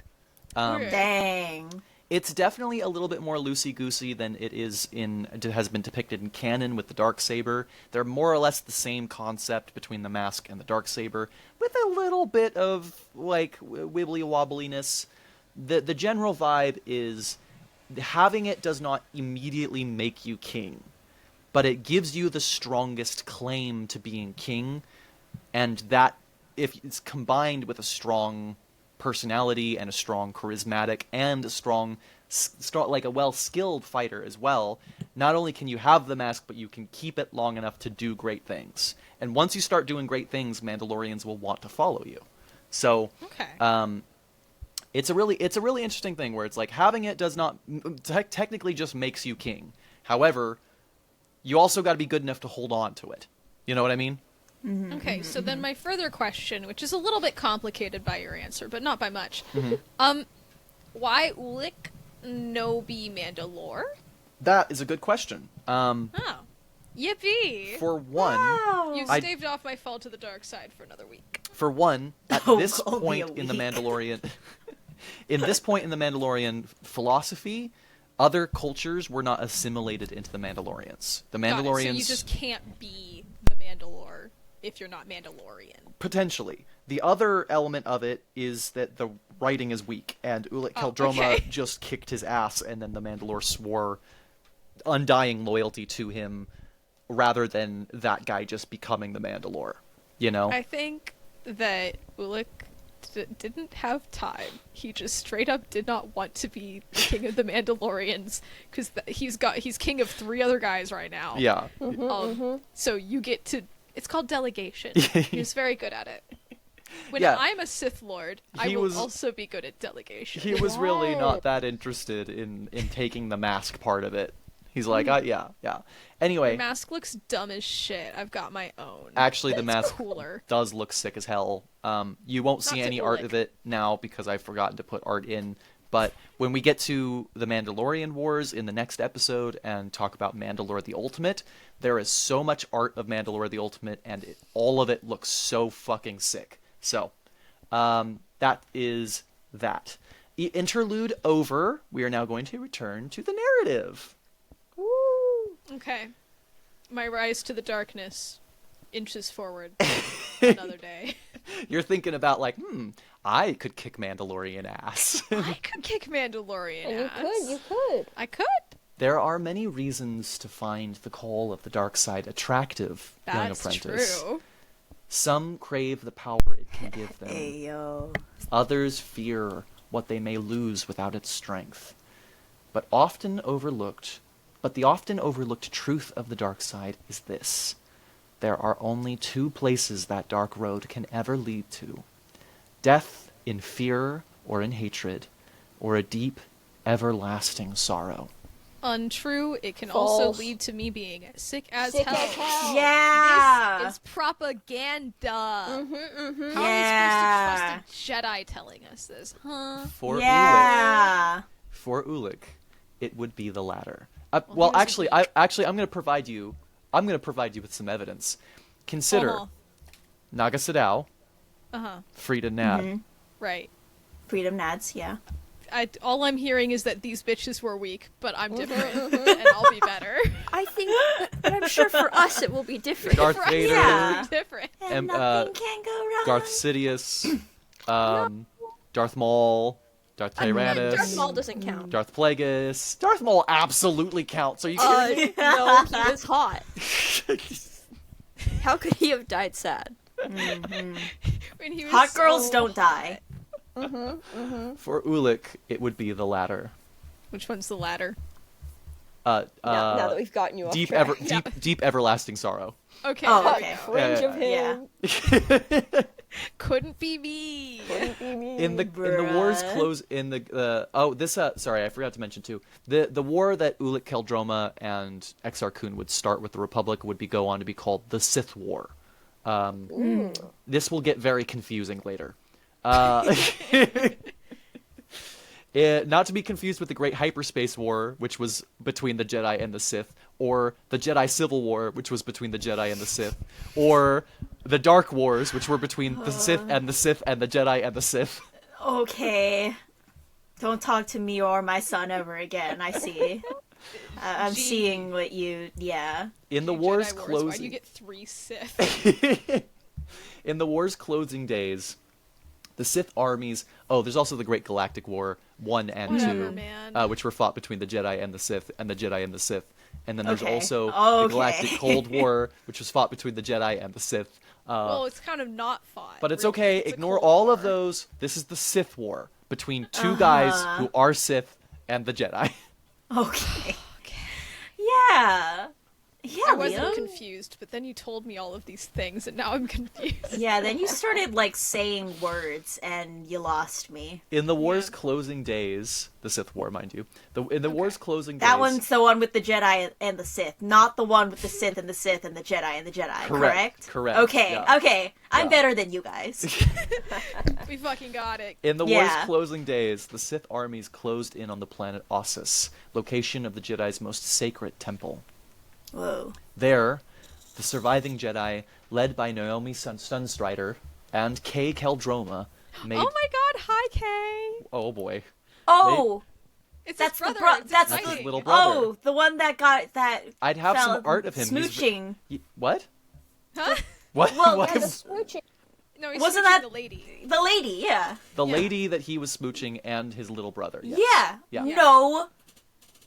Not this is not Yes. yes. What? He was not kissing his brother No, he was No. not kissing his because brother. he was was away kissing with the his lady. with the lady. With the other lady that he was smooching, yes. Yeah. Yes. Yeah. Yeah. Okay. Are we What clear? happened to the woman that Ulic had an affair with? Ellie McKetto? Yeah. alive? What happened to her? So Is the she reason just like cool with it? the reason why he got captured on Coruscant was because Alima Keto betrayed him specifically in the way that Sith tend to do. Oh. And then not that long after that, Ulic-Qel taught her how to do Naga Sadow's "I'm gonna blow up a star" trick. Why But would he do that if she just betrayed him? no, Exar-Kun, she betrayed Oh. Keldroma. So Oh, okay. still though, there's a reason why he taught her that, and it's specifically because he taught it to her wrong on purpose, so that when she blew up a star, she did not have time to get away. Oh Okay. my god! What the? What? That's No, if pretty she betrayed genius, him, actually. Jesus. That's crazy. We should I mean, do that to smart, other definitely. people. But also, dang. also relevant to our story, one of Exar-Kun's oldest followers, one of the two apprentices that he dueled back when I mentioned it in his backstory, and a guy who was completely loyal to him despite having no spine, and a guy that blew up in that same explosion on purpose alongside Alima Keto, was a Cathar Jedi whose name I am forgetting because he's not that important, but will be vaguely important to somebody else, right? In a couple of panels here. Yeah. Um, Yeah. There, the surviving Jedi, led by Naomi Sunstrider and Kay Keldroma, who is super cute, but you can't see it because I didn't do any of the art from this comic that this is What from. is he? What does he look It's like? okay, I'm gonna He's look it a up. blonde twink. Okay. Yeah. Oh, Unsurprised. I'm gonna look up I'm some- shocked. he doesn't look that hot. He's No, he's not hot. drawn in a '90s Yeah. Man. style, so Yeah. he kind of looks like bad. Man. No. There is- Oh, Yeah. Yeah? I found some art of him where he looks Wait, okay. post it. Post it. I want to see. Post it. finding Post it. it. Post it. Post it right Post it, meow. post it right now. Oh my god, you are all so needy. Right meow. Some of these images might be spoiler, by the way. Oh. I don't care. All of the ones that make him look jacked are wrong. And those are the original art Man. for him, most of these. This man one's is probably so... spoilers, but, Wow. This one is I so mean- twerp-coded. This is good art. Why see, he look see. like that though? Which one? Hang on. Wait, double which check. one is he? Where are The we at? He's. I assume blonde he's the one. Yeah, the blonde one. He's Yeah. the one He getting looks the like- shit I He's kicked the didn't blonde notice one. the Yeah. lightsabers at Correct. first. He is the It's not a blonde. very alright. attractive. I mean, the art is gorgeous. The art's This is really the good. best image I The could find of him. expressions are He looks like shit not the everywhere most else. attractive. His vibe is very all quiet on the Western Front. Yes. Yeah, That is his character in a lot of ways, too. He is the young, innocent lad who's drawn into a horrible war, and we're going to see where that goes in a Whoa. minute. Yeah. Great, probably. Ooh, I I'm think. so glad it'll go. I great. think it'll be okay. There, the Yeah. surviving Jedi, led by Naomi Sunstrider and Kay Keldroma, made their final stand. Through all the chaos and bloodshed, Kay would reunite with his brother for a final time. Kay begged his brother not to fight, and Ulic warned Kay to flee. Neither would surrender the other. And when Ulic raised his lightsaber, Kay, with tears in his eyes, raised his to meet it. "Why won't you just leave me alone?" Leave me alone! Leave me alone. Ah! In a fit of anger, Ulic cut down his little brother, and was gifted or cursed with that all too fickle of blessings. Oh, Clarity. no. What had he done? He hadn't meant to kill him, only to wound. He hadn't meant for it to be like this. Pussy. Pussy. Oh, art! Oh, I have yeah, art A again. picture! Oh my You can god! art. Whoa! For Exar, his fate was different. With Naomi Strunstrider and her surviving Jedi, she pushed the back the Krath forces. Their loyalties weak without Ulic, they fled back to their own territory. Mandalore would fall on the moon of Duxan in the Onderon system not long after. Another soldier would find what remained of Mandalore the Indomitable and take his mask for his own. Ooh. For Exar, however, there was nothing to save him from his own terror. He had destroyed many of his own allies in the war, through malice or incompetence, and with Ulic's surrender, the Mandalorians broken, and the Krath in full retreat, Exar conducted a dark ritual on Yavin 4, the very place where Freedon Nad had slain his master. Jesus, why are we all going? What's so cool about this place? What's the Redlow? The prequels hadn't come out. It was a cool planet from the original trilogy that they could keep Okay. doing stuff to. Damn. There, he bound his spirit to the dark, empty temples that dedicated to long-dead Sith. Alone, his spirit would remain there, lost in the dark, for more than 3,000 years. Just taking a little nap. Now, I will actually Bruh. describe. I would love for you to describe the art, but not the dialogue on this, please, for me. I guess that's my job again. Yeah. Yeah, go for it. First panel, darkness. Second panel, darkness. Middle largest panel, a face of agony out of the darkness, and something on his forehead that I can't tell It's looks a mark. like a cat. Don't worry about it. Don't worry about it. It's a cat. It's a weird Sith mark. Ulic had one too. I don't like It's it. shaped like a cat. I don't like cat. it. Yeah. The face is sort of pulling out of the shadows, very Bohemian Rhapsody style. He's got saliva in his mouth because he's screaming. Yeah, because he looks like he is in absolute agony. Fourth panel, smaller. The face retreats into the darkness. Last panel, the face retreats even further to the darkness, and it is very creepy. This is my favorite panel in all of the comic. I think it's got some really good stuff early on with specifically Exar-Kun and Freedom Nads. But this is, I think, the best the art gets, and it's also by like a country mile, and I also think it's some of the best the writing gets. And it goes, Ulic, I can feel you out there. It's dark. I'm trapped. I survived, but I'm trapped. Ulic, why don't you answer me? Don't leave me! Ulic! Ulic? Oh. Just a little. Don't feel guy. bad for this guy. He massacred billions. Yeah, but he don't want to. He doesn't want to be alone. He doesn't want to be He doesn't alone. wanna be alone. This is one of the endings that dark path can lead you down. It doesn't matter how much power you have over others, you will always be destined to be alone in the dark. I don't know if that's true. I think that one guy just had a skill issue. We lost Art R.I.P. again. to him. Oh no. It'll be coming back. No. Ulic would struggle to find peace for the rest of his life. Cut off from the Force, be it from Jedi ritual or perhaps his own rejection of the hurt it caused him. Ulic retreated into exile, remaining a wound on the Force and the galaxy. Or perhaps... Art, but no Well, words. Art. Correct. on. Oop, fuck. Whoa, There we more go. art and no words.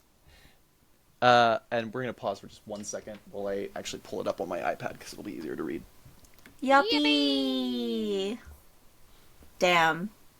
He ain't gonna be a Nocturne too. I'm gonna do another little interlude here. Whoa. Oogie. But I'm actually Scary. no, interlude's coming later. Oh, Yavin man. system. The fourth moon here is thick with jungles. A real nice place. It's recovered from the devastation a decade ago. I mean, I think it's exactly what you're looking for, my friend. A great place for solitude. Nobody chattering all the time.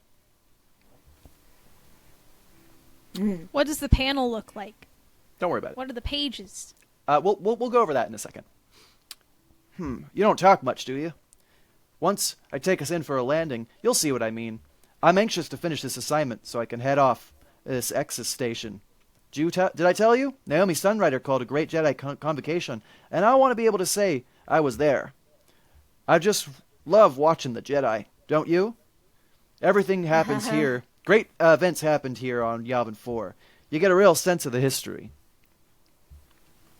Yeah. This was Exar-Kun's main base during the war. Those ruins are the temples he built, but Ulic-Qel betrayed him in the end. All the great Jedi came here to bring a final defeat to the Dark Lord of the Sith. Can't you just imagine the ships in the air? Yes, sir. I think Yavin 4 would be a great place for peace and solitude. Gives me shivers to be here. I can almost feel the echoes. Can't you? Oh. Uh-oh. Whoa. So, what do you think? You paid me to find? No. This won't do. This won't do at all. So, go ahead and give me... Man. I'm going to back us up to this panel because it's my favorite one on there. Go ahead and tell me, what do you think about the art? You don't need to describe every panel, but, like... It's very cool. It's very nice, isn't it? Look at him standing there menacingly. It's sick as hell. There's a really nice sense of, like, pencil style, like pencil shading to all of it. The design work is really good all across this. Now, I complained a little bit about Tales of the Jedi's story of Exar-Kun, Ulic-Qel. What's wild to me is that this is written by the same guy about 4 years later, and it's a night and day difference.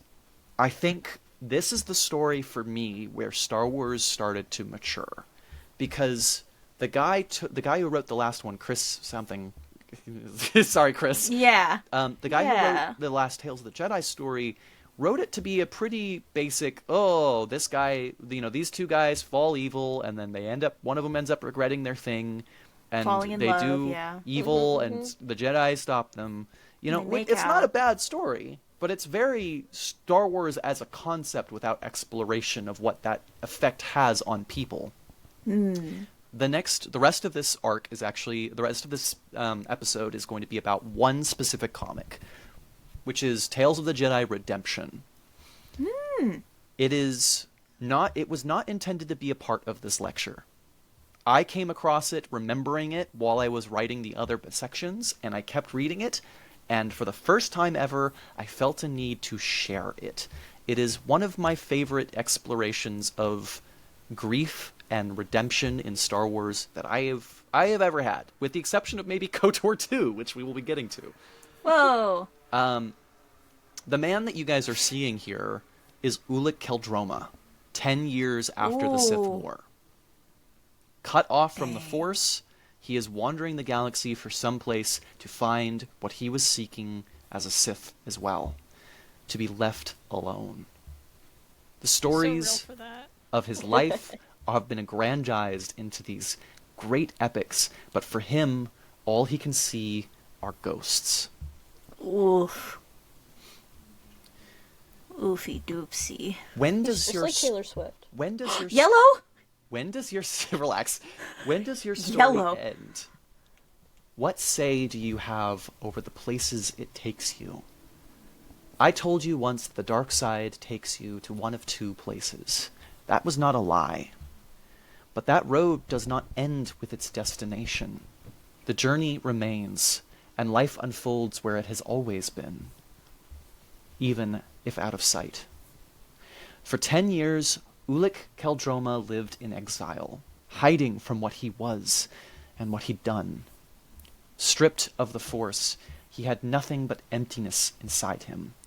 He was a man, refused death, but waiting only to die. And I'm going to read these panels again. I'm going to be doing this a lot for this arc. I am alone. This place is so quiet, empty. But I still have no peace. The Force has abandoned me. I can feel nothing. Oh. When the daughter of Naomi's Sunstrider, Vima, arrived searching for someone to teach her in the ways of the Force... Sorry, that was my bones.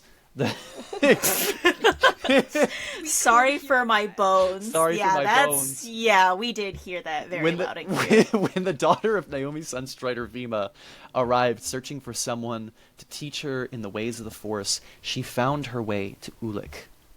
Naomi Sunstrider, the Jedi widow who had taken her murdered husband's place, had long since become Grand Master of a crippled Jedi Order, in addition to being elected Supreme Chancellor of a deeply traumatized Republic.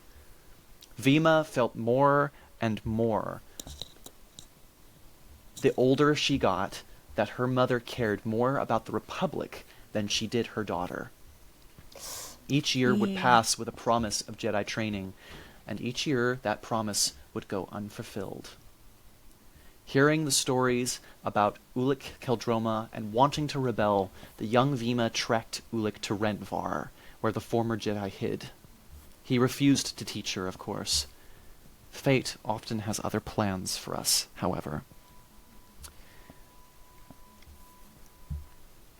I'm trying to decide if I want to read this one. No, we're good. It looks cool though. Wait, can I say it? Yes. Yeah, absolutely. Please describe. It's so like all of the panels from before have been like this very dark, like heavy line shading. But this page, when he's talking about his brother, and I'm gonna assume that's Naomi. Yeah. It goes into a very like limited. We got a limited color palette. That Naomi and the younger brother is almost drawn like sand, like colored like sand. And there's a big ol' eye in the back. That's Ulic's eye, and it's very cool, and I like it. I am going to read this panel, I think. Death. Oh, okay. Yay. If I am not dead yet, I will be soon. No matter. I came to this place to die, and now is as good as time as any. I have betrayed Naomi, killed my own brother. Cold. My heart is like the ice around me. Why won't it just stop beating? I quite like the art in this comic all around. It's very good. So the following exchange is between Vima, Naomi Sunstrider's daughter, and Ulic-Qel. Why have you come here? Why? You can't punish me any more than I already punished myself. No, Ulic, please. I want you to train me as a Jedi. Train you? Don't be a stupid little girl. Do you have any idea who I am? As a Jedi? I can't... Curly. I can't train anyone. I am no longer a Jedi. I can't even feel the Force. I didn't come out all this way just to be reminded of your mother's face. Go home. Whoa. Lethal face. Wait, art. my auditory processing. That's his daughter? No. No. That's That's Naomi's his son. That's his niece. No, neither of No. these two things. Naomi Sunstrider, his ex-girlfriend's daughter. Okay. Yeah. So, but they're not like genetic, like biologically. No. Just whoever she. She had Vima before Ulic was born. No, that's not true. Before. Whoa! Oh my god! She had had We got a cougar out here. She had had Vima before she had met Ulic. Okay. Yeah. Aw. So they knew each other, like they had. Okay. He's kind of like the No. dad who Ask- stepped up. Well, I think he stepped down and Yeah. is trying That's to true. not Down to actively stepping trying up. to not step up right now. I think Vima's coming up to him and going like, "You better step up now, or I'm gonna keep annoying you." Oh my god. So Ulic abandons Vima in a blizzard just as it starts to pick up, and Bro. after not very long, like one panel, he comes back and puts a hand on her shoulder. Come on, you'll die out here in this blizzard. We have to get to shelter. I can't sense anything. I think it's this way. No, over here. I can still feel it. You're as stubborn as your mother. All right, we'll survive at least. Make yourself comfortable. This storm could last weeks. You care her. I Elsewhere, like how he's being so sad about like, "No, I'm too evil. I'm not a Jedi. You have the chance to do one good thing. I'm leaving this girl in a blizzard." he went back. Bro, He clearly went like back. he clearly did the amount of time that it took Grandpa Simpson to like do that loop in that room and leave Yeah. the room again. That was about how long the process was for him. Yeah. It's kind of even sadder. You don't even Elsewhere, have the guns to stick to it. Elsewhere, however, the galaxy spun on. There were those who tried their hardest to forget the war and what it did to the galaxy. There were also those who could not. Silvar was one of the latter. A friend and rival of Exar before his fall, Silvar and her mate, Credo, that's the guy that blew up, trained with him from a young age. When he fell, Credo fell with him. And in the war that followed, Credo was one of the many lives sacrificed for Exar's ambitions. Honk honk, beep beep, Beep beep. beep Oh beep. my- Is that me? Beep, beep. Oh shit. I'm so sorry. It's okay. What are those furries? Those are Cathar. Yeah. Furries.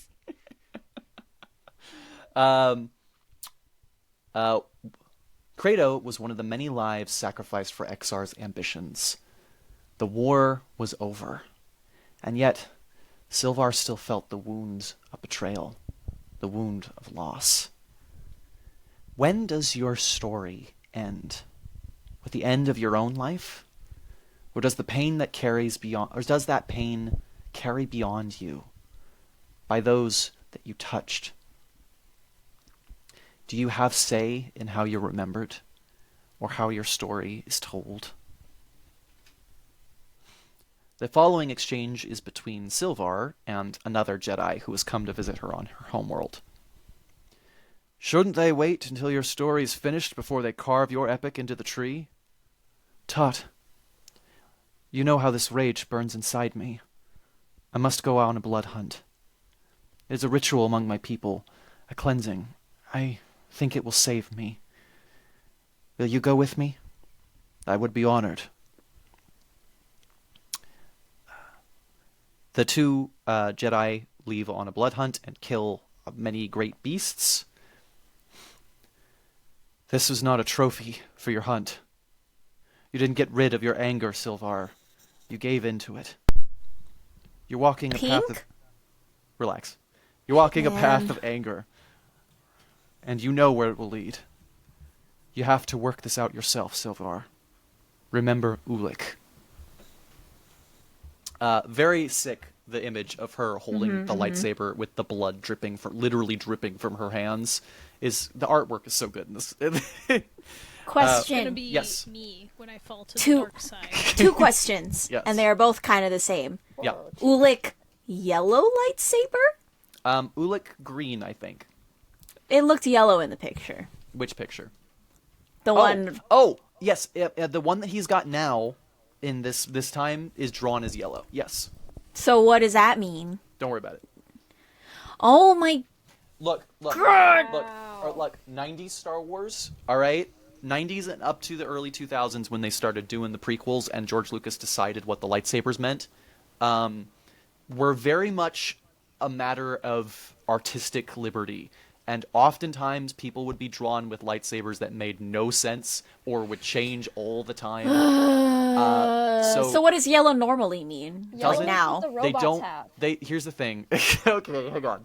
So when we get to Kotor, Kotor is the game.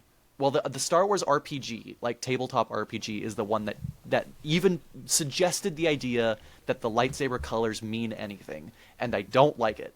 Man, I like it. In that I like one, it. it was green was the color of counselors, which were Jedi that were more in touch with like the Force.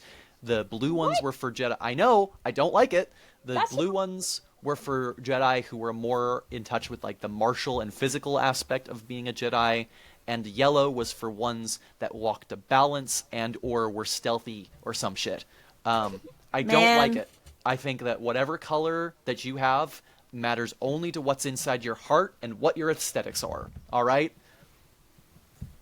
Maroon. Yes. Moving on. Join us, dark Chartreuse. side. Wait, and then this panel. Pink? Don't worry Lightsaber about it. pink? Don't worry about it.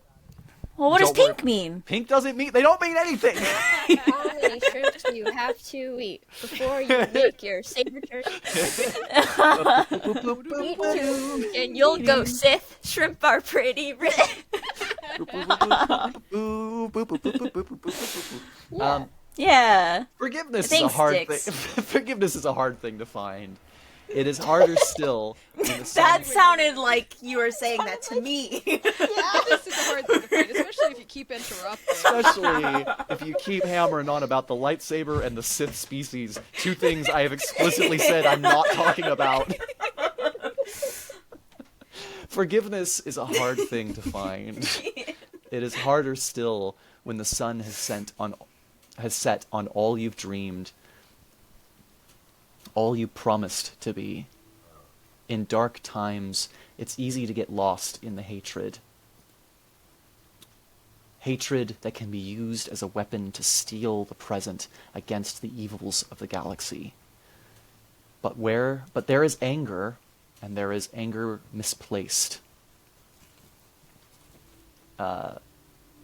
Heed one thing only, if you must, that I say to you, Padawans.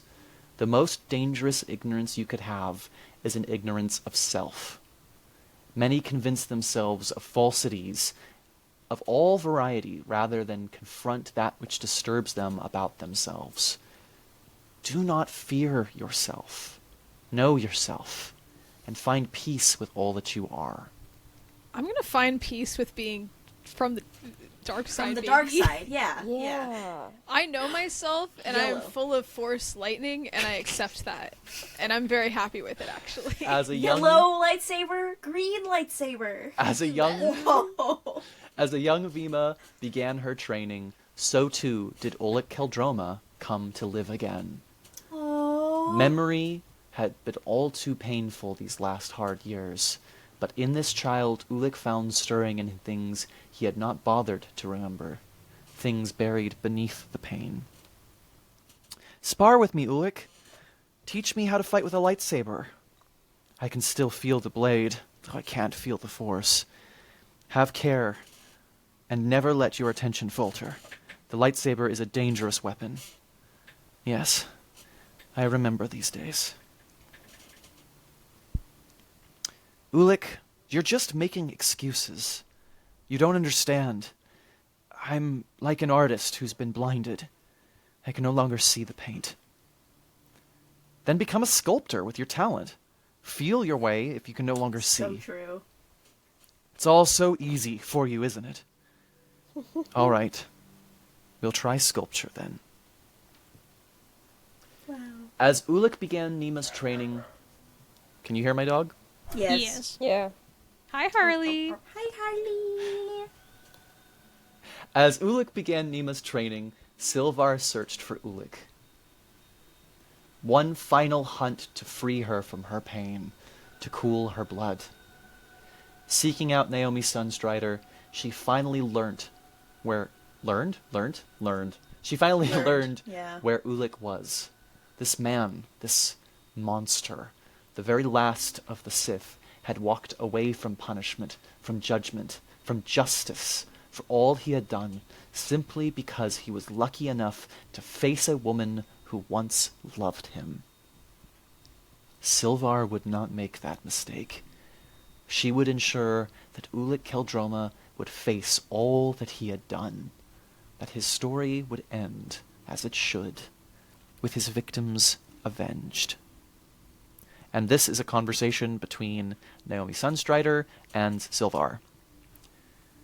She is with Ulic. She's training. He is training her to be a Jedi. He's doing what I failed to. And there is a scratch of claws in steel. Ulic? How could you let him touch her? Ulic has a good heart. I can't believe that he would harm her. Ulic-Qel is the worst living war criminal in the Republic. He's responsible for the death of my mate Kratos. He is no Jedi Knight and no teacher. Sylvar, wait! I knew your heart was soft, Naomi. Now I think your mind is soft as well. Ooh, get her, get her. Get absolutely destroyed. Ooh. They tried sculpture. Wow. Time moved on, and as Ulic-Qel... Yeah. Time moved on. And as Ulic grew closer to Nima, so too did her connection to the Force grow more powerful. In her, it was obvious. One day, she would become a great Jedi. The two spent their days sculpting from memory a great monument to Nima's father and Ulic's master. Perhaps memory can live in the world around them, and in the actions they can take, the actions we take. In us, and what we put forward into the world around us. Yes, there is mercy in memory, just as much as there is pain. Ooh. Eventually... Oh, wait, hang on. Night. Good work, Vima. We have honored them. All right. Yay! Yay. Yay! Eventually, Naomi could not bear the absence of her daughter. She had failed the girl, not seen how much she was hurting inside, and let go of her too easily. Now, she had come to take her daughter away from Ulic. She no longer knew him, knew who he was, knew what he was. And this is Ulic and Vima. Will you look down into a terrible precipice? You will look down into a terrible precipice, and then what will you do? So, how does one become a Jedi Master? By facing more ordeals, I presume. There isn't a rule book or a simple test to take. I am no Jedi Master. I can't even feel the Force. Guys, I think he can't feel the Force. I don't Do you know. think he Just, can't It feel is the just Force? legitimately the one but- weak part of the writing in this comic is how many times he keeps just saying, I can't feel the Force. Like, I get it. We because all get it, Ulic. We all get it. No, but, like, people, like, this is a thing that people do also. They fixate on it. Yeah, But but that's from also a writing standpoint, it's a little, hey, guys, do you think he can feel the Force? I am no No, Jedi I don't Master. know. I can't even feel the Force. What? But you understand it. Anybody can understand it, if they try hard enough. Yeah. Whoa, big ol' eyes. But in an instant, she saw. 10 years apart, and even longer since he left, and yet all at once, Naomi Sunstrider knew once more who Ulic-Qel was. It's a strange thing to know another, to feel one's life entangled in theirs.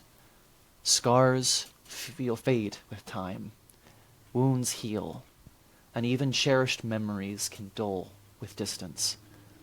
And yet, some bonds never break. Some feelings, sorrow and joy, intermingle in the heart and wait patiently, and perhaps sometimes even with cruelty, until it is far too easily awakened. Even in the eyes of another. Eyes that say so much, even without words. It is a misconception that the Force exists only in the Jedi and the Sith. In truth, the Force flows through all things and all people. It connects you to others in ways you never imagined. That is the secret power of the Force. that nothing escapes the pathways into the hearts of others it forges. Now, would you like to describe this, my favorite panel in this comic? We've got, on the left, we've got Naomi. On the right, we've got Ulic. In the center, two very large panels of just their eyes, just looking at each other, in shock.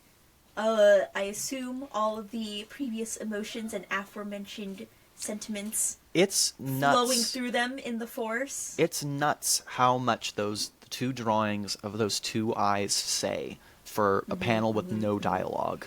The framing between them is so dynamic and interesting, and you can really see for somebody to like come up with this in their mind and then sketch it out to try to tell and convey every single one of the complicated feelings these two people see when they see each other.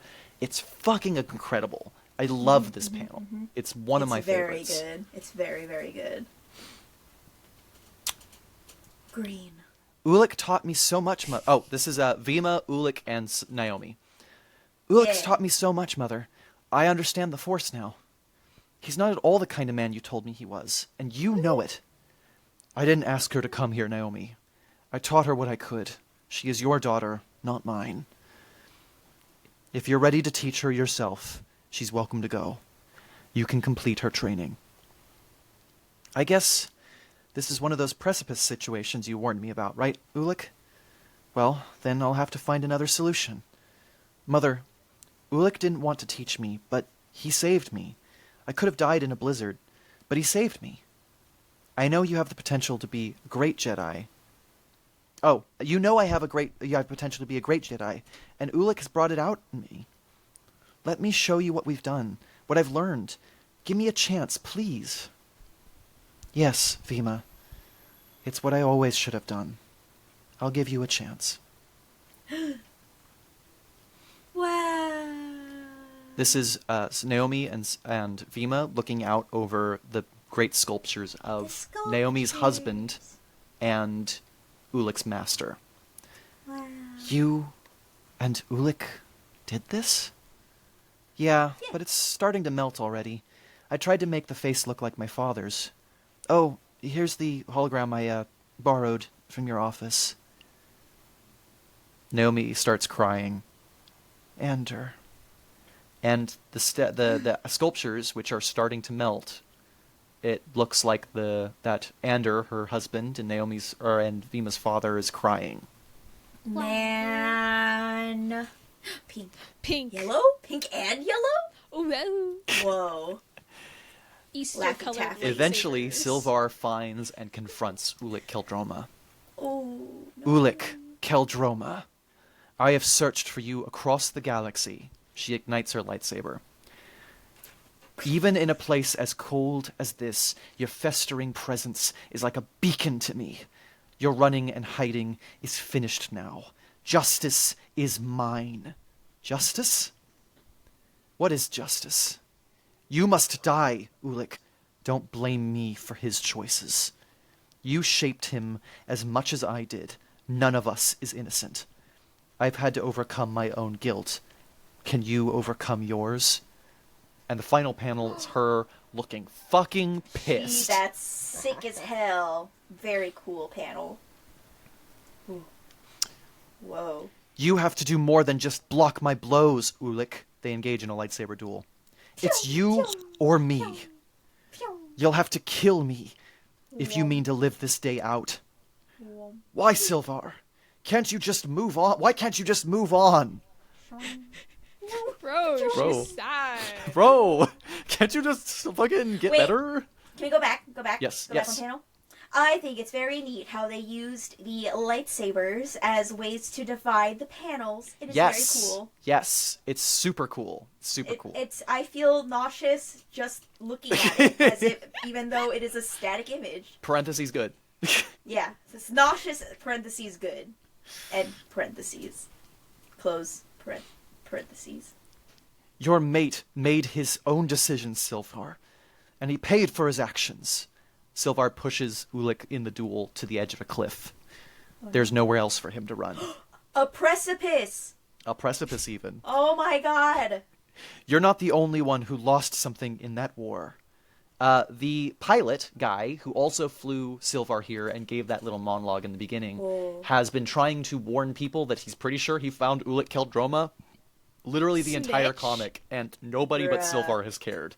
Man. So he shouts out, "Yeah! Now she's gonna get him!" Thank you. Yeah, sir, that was for your really, input. really compelling commentary. Thanks, writers. I cannot change the past. I meant to do good. But the dark side is slippery, as you yourself should know. I tried to hide.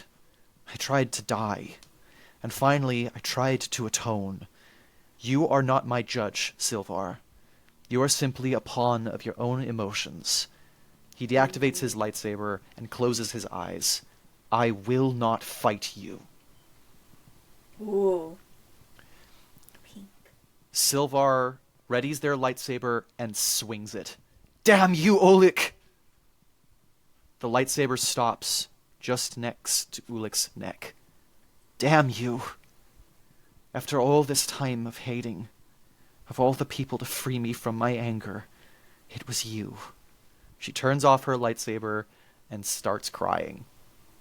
Damn. The Sith believe that freedom can only ever be achieved through victory over others, over the galaxy, over the Force itself. But there is another way. Sometimes victory comes, indeed, from surrender. Not to evil, but to another. To show vulnerability and trust, truly trust. To put your life, your feelings, your heart in another's hands and show them that you do not fear what they may do. It has been forgotten often, Padawans, but that is what it means to be a Jedi. And Ulic-Qel, for all he has done, proved that in that moment, that he was indeed still a Jedi. One who should be remembered for this small moment of mercy. One little act to accept another. We do not forget his failings, Padawans, but we can forgive them. Oh, what the fuck? Whoa! Ah! Whoa! This fucking guy! A young Oh my pilot god. mistaking Oh the conflict. My god. A young pilot misunderstanding the conflict and looking to make a name for himself as the hero to take down the war criminal, shot Ulic in the back soon after. He didn't know. Jeez. He couldn't have. He was only trying to help. I need you to look at that face of that man in the panel and tell me Yeah, that looks, he didn't know and he was only trying to help. he looks fucking positively gnome. sinister. I Yeah. promise you, the rest of the comic portrays him as being idiotic, but not evil. That particular image of him looks very much He like, looks very. and I am a idiotic. god now! Yes. Bow before me. They I draw did him it. like a little garden gnome and they have him today. Okay. He looks like a fucking Labubu. You guys know what Labubus are? No, I don't know what a apparently Labubu this. is. Maybe the next On with the Listeners- Motley should be on Labubu. No, it's from a blind box. From listeners, if you are into the pop marts, you probably know what Labubus are. That's what this guy looks like. Labubu. Yeah, He Labubu. does. Nar. This is Vima, Naomi, and a dying Ulic-Qel. Nar. So much wasted time with you, with Vima. Naomi, forgive me. Rest easy, Ulic. I've already done that. There's a look of sad and yet warm, like a warm sadness on his face. Wadness. Vima, remember. Wadness. Jen, you're so. I'm sorry. I'm sorry. Wadness.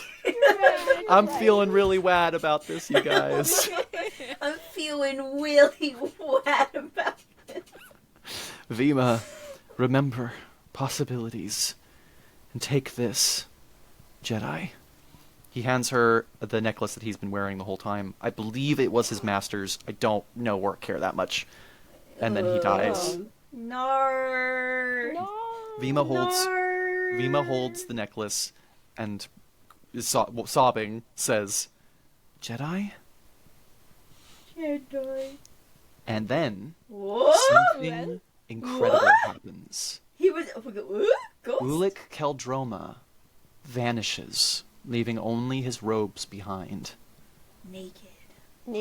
They owe me... No. Idiot, you don't take your clothes with you when you die. Yoda You're did that. out. Zix, that's your favorite character. Man. So that's what it means to freedom Nads. Shit. Vanished, Naomi says, but how? Only a Jedi Master. Oh! Vima, if not for your light, Ulic might never have seen through his own darkness. Wow. But Ulic was not blind to the Ulic was not blinded to the Force. He had no... Oh, sorry. But Ulic was blind to the Force. He had no powers. He had lost everything. How could he still have been a Jedi, much less a Jedi Master? Vima says, Ulic may not have been able to touch the Force, but he understood it more than any of us. He had the heart of a Jedi. And she lets his robes go and fly off into the wind. Wow. It has grown late, Padawans, and I am tired. So true. Alright, Master. sleep, old man. There is much more to do, much more to say. I have given you too much for now to consider. Rest now, and think on all that I have told you. And when you are ready, come find me again. And remember Naga Sadao. Remember Frieden Nad and Exar-Kun. Remember them all well. Oh, I will. And perhaps, most importantly, remember Ulic-Qel. For when I teach you next, I will tell you another tale. One that feeds from this one. I will tell you about the Mandalorian Wars and the Jedi known as the Revankist. Whoa. I will tell you of the Jedi who never returned from the war.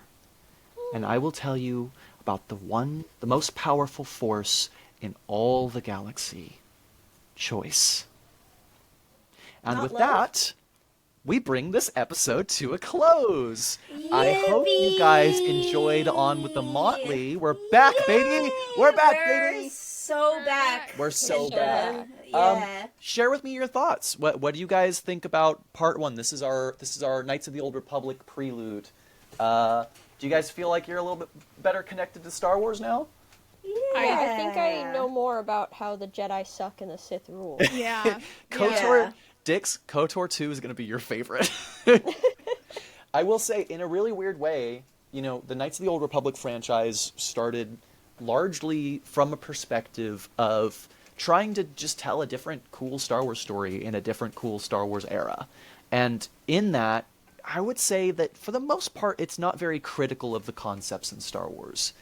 As we get into KOTOR 2, Knights of the Old Republic 2, that one deconstructs Star Wars. It deconstructs Star Wars so thoroughly that it largely, I think, vilifies the Jedi in a lot of ways. It doesn't, Good. don't get me wrong, Good. it doesn't say the Sith are the good guys in all this, but there Yes, it is a does. degree of understanding that institutionalized religion is still institutionalized religion, and there's a really interesting dichotomy of, like, when you start getting into running a belief as a system that is rigid and cannot change, or is led by people who are fallible, what does that make your organization itself? What does that say for the religion itself? Super interesting stuff. I'm really excited to get into it. It'll probably be a couple of weeks because I have a lot of research and writing to do for that one. But tell me, who's your favorite character in this so far?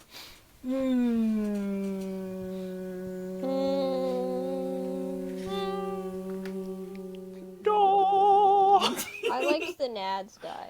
Yeah, Yeah. the Nads guy. We liked the Nads guy. King by his own hand, Freedom Nads. Yeah. Yeah, yeah, that's pretty I cool. like Ulic. Fantastic. You like You Ulic? like Ulic? I like Ulic. You know me. I like Yeah, sad, that regretful tracks. old men that have overbearing guilt It was that really ultimately nuts. leads to their demise. It was nuts because I remember like 10 years ago when I was 15, watching a YouTube video that talked about this comic in a really beautiful way, and I remember it sticking with me, and then I'd completely forgotten about it for years. And when I was researching this, like literally after I'd already finished it, I stumbled upon the comic again. It just popped into my memory, and I couldn't remember why. And then I ended up looking it up and reading it, and I was like reading it, especially right off the back of the Tales of the Jedi arc that's about Ulic-Qel drama, that I thought the writing was so weak.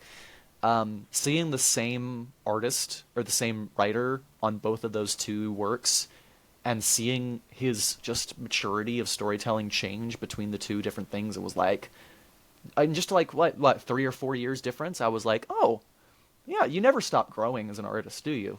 You know? Yeah. Super great. I'm really glad I found that. Yeah, Ulic's a great character. I quite love his concept. Sad that he killed his twink brother, though. Yeah. That was my favorite character. Do you like K. I Keldroma? I liked him. I liked like him K. too. Keldroma. Source. Dead twink. Dead Can twink. we also say our least favorite character? Fuck that pilot. Yeah. Yeah, for real, honestly. What, For bro? real, for real. Okay. Hey, legit. He was just trying to do what he thought I was, don't give a he shit. did not I don't understand. care. I don't care. Dude, imagine if you had a gun on you, right? Uh-huh. And I'm imagining it. you I end love up imagining that. Imagining imagine you have a gun on you and you're driving a taxi and you stop at a place, right? And the person that you are driving gets out and has a conversation with what appears to be Hitler. And they punch Hitler in the face a lot, and then at the last second they stand up and start to walk away, and you have a gun on you, and you go, no, scratch that. No, you go, oh, I'm that's taking none it- of my business. I'm taking Yeah, it an and I extra fucking step. I'm leave. saying, you know for a fact that's Hitler. It's not just someone who looks like Hitler. That is Hitler. You know, like, I feel like a lot of people, not necessarily anybody here, but I feel like a lot of people might empathize with the choice of going, I think I'm going to shoot Hitler today. I'm going to say something controversial yet brave. Yeah, And it's not going to be controversial at all. yeah. I think that if you're going to have a touching, tragic, a touching and tragic ending to a really long story arc, I think that the presence of a garden gnome is downright offensive in every way possible. It's so narratively, aesthetically. it's so wild to tonally. me that the art in that entire comic, Redemption, is so beautiful in so many ways. And then there's that that man is fucking just the guy. ugliest, like Disney cartoon dwarf like ever in the world. He's so like, if I were to see a goblin in real life, that's what I think a goblin That's just would what he'd look like. Yeah. In conclusion, I think that it's fine. Maybe that he shot him, and also, he should not have looked like that when doing it. I don't think that the comic relief... Are you not entertained?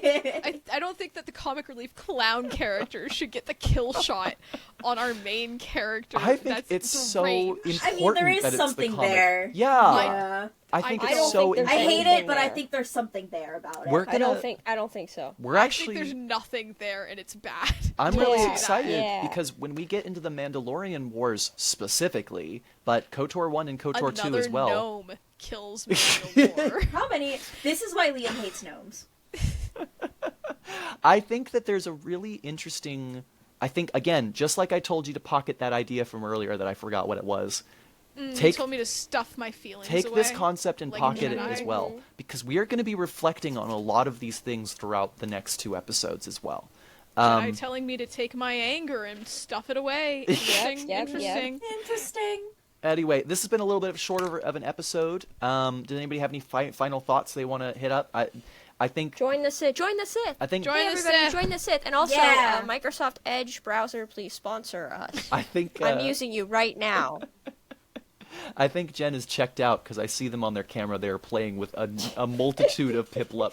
Jen is like Pokemon drowning in stuffies, Piplups right yeah. now. There's been an avalanche. Sit up. Oh yeah. Oh yeah. Oh yeah. General Dookie, reporting for duty. Dookie. I guess the context never did come up, and I don't know if it ever will. Of Should I General just? Dookie? Yeah. Go for Should it. I just? So There was a context? yeah. so I've How is Count Dooku gonna show up? In Oh, this? that's the full context. We're about Yeah. 3,000 years before Count yeah. Dooku shows I up, thought so. maybe that. So Or Dookie, I've as his friends call him. I've seen the Star Wars movies. That does not mean I comprehended them fully when I watched them. And for whatever reason, I thought that Count Dooku and General Grievous were the same person. I thought they were the same person. I thought that when Count Dooku died, they did a Darth Vader. Spoilers: Count Yeah. Dooku dies. When they cut his head clean off. They did a Darth Vader thing and put him in like a robot suit armor thing, Yeah. and that was General Grievous. Between 5 minutes of screen time in an uninterrupted scene where they go down an elevator and then General Grievous is there. They had not only taken Count Dooku's head, but traveled it faster than them, arrived ahead of them, Listen. and then put it into a robot body, and then started Listen. calling This him all by a tracks different to me. name. Yes. Listen, buddy, we have fucking like magic telekinesis powers and aliens. You don't think that this couldn't be a thing? I'm just saying, logistically. Look, it's I think I'm right. Like George Lucas I think once you're said, right too. it's like Thank you, poetry. It rhymes. Yeah. Yeah. Sure. Then what? Anyway, so that's why I'm called General Dookie, Yeah. because General Grievous and Count Dooku were the same. Yeah. And also, Yeah. Dooku sounds like Dookie. It does. Especially his childhood nickname, Do. Do. Wow, that's They- really sad. So Yeah. slight tangent. Something in Star Wars that I don't love, actually. I was really excited for I love it. They did a what are you talking about, Liam? I love Star Wars. I love the character of Count Dooku, and they did a couple of years ago. They did a really well produced audio drama that was about Count Dooku's fall to the dark side, and it chronicled from a very young age his time as an apprentice, and then going into later on years where he ended up falling to the dark side. And the whole thing was pitched as, here's how Count Dooku fell to the dark side and became a Sith. But that's actually not true, because when you actually listen to the story, it kind of touches on the dark side thing, but it's not about how he fell to the dark side, it's about how he left the Jedi Order. And I think one of the funniest things in it is, for most of the story, Count Dooku is close friends with Jedi Sifo Dyas, and Sifo Dyas, throughout the entire story, without a hint of shame or understanding or humility, continues to call his best friend Do as a short name. He'll be like, Wow. Do, we got to go over here and check out the pod races, Do. Come on. Yeah, Do. Come on, Do. We got to go.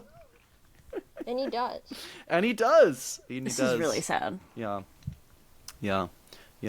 Anyway, thank you guys for coming and listening to On With the Motley. Thank you. That was very cool. I liked it a lot. It was very fun. I'm so glad to be back. I'm really excited. KOTOR 1 and 2 are some of my favorite medias ever. And it's just obscure enough Star Wars that not everybody's heard about it, even people who love Star Wars. So we're going to wrap it up there. We will see you guys in a couple of weeks. We're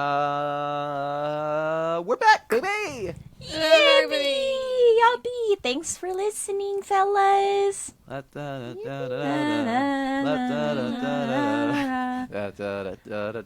a Motley tonight. Theme song? I wish. I'm working on Oh, it. okay. I didn't know if we were singing something for real. It's the Muppets. It's the Muppets theme. I see. All right. Goodbye. Goodbye. Bye.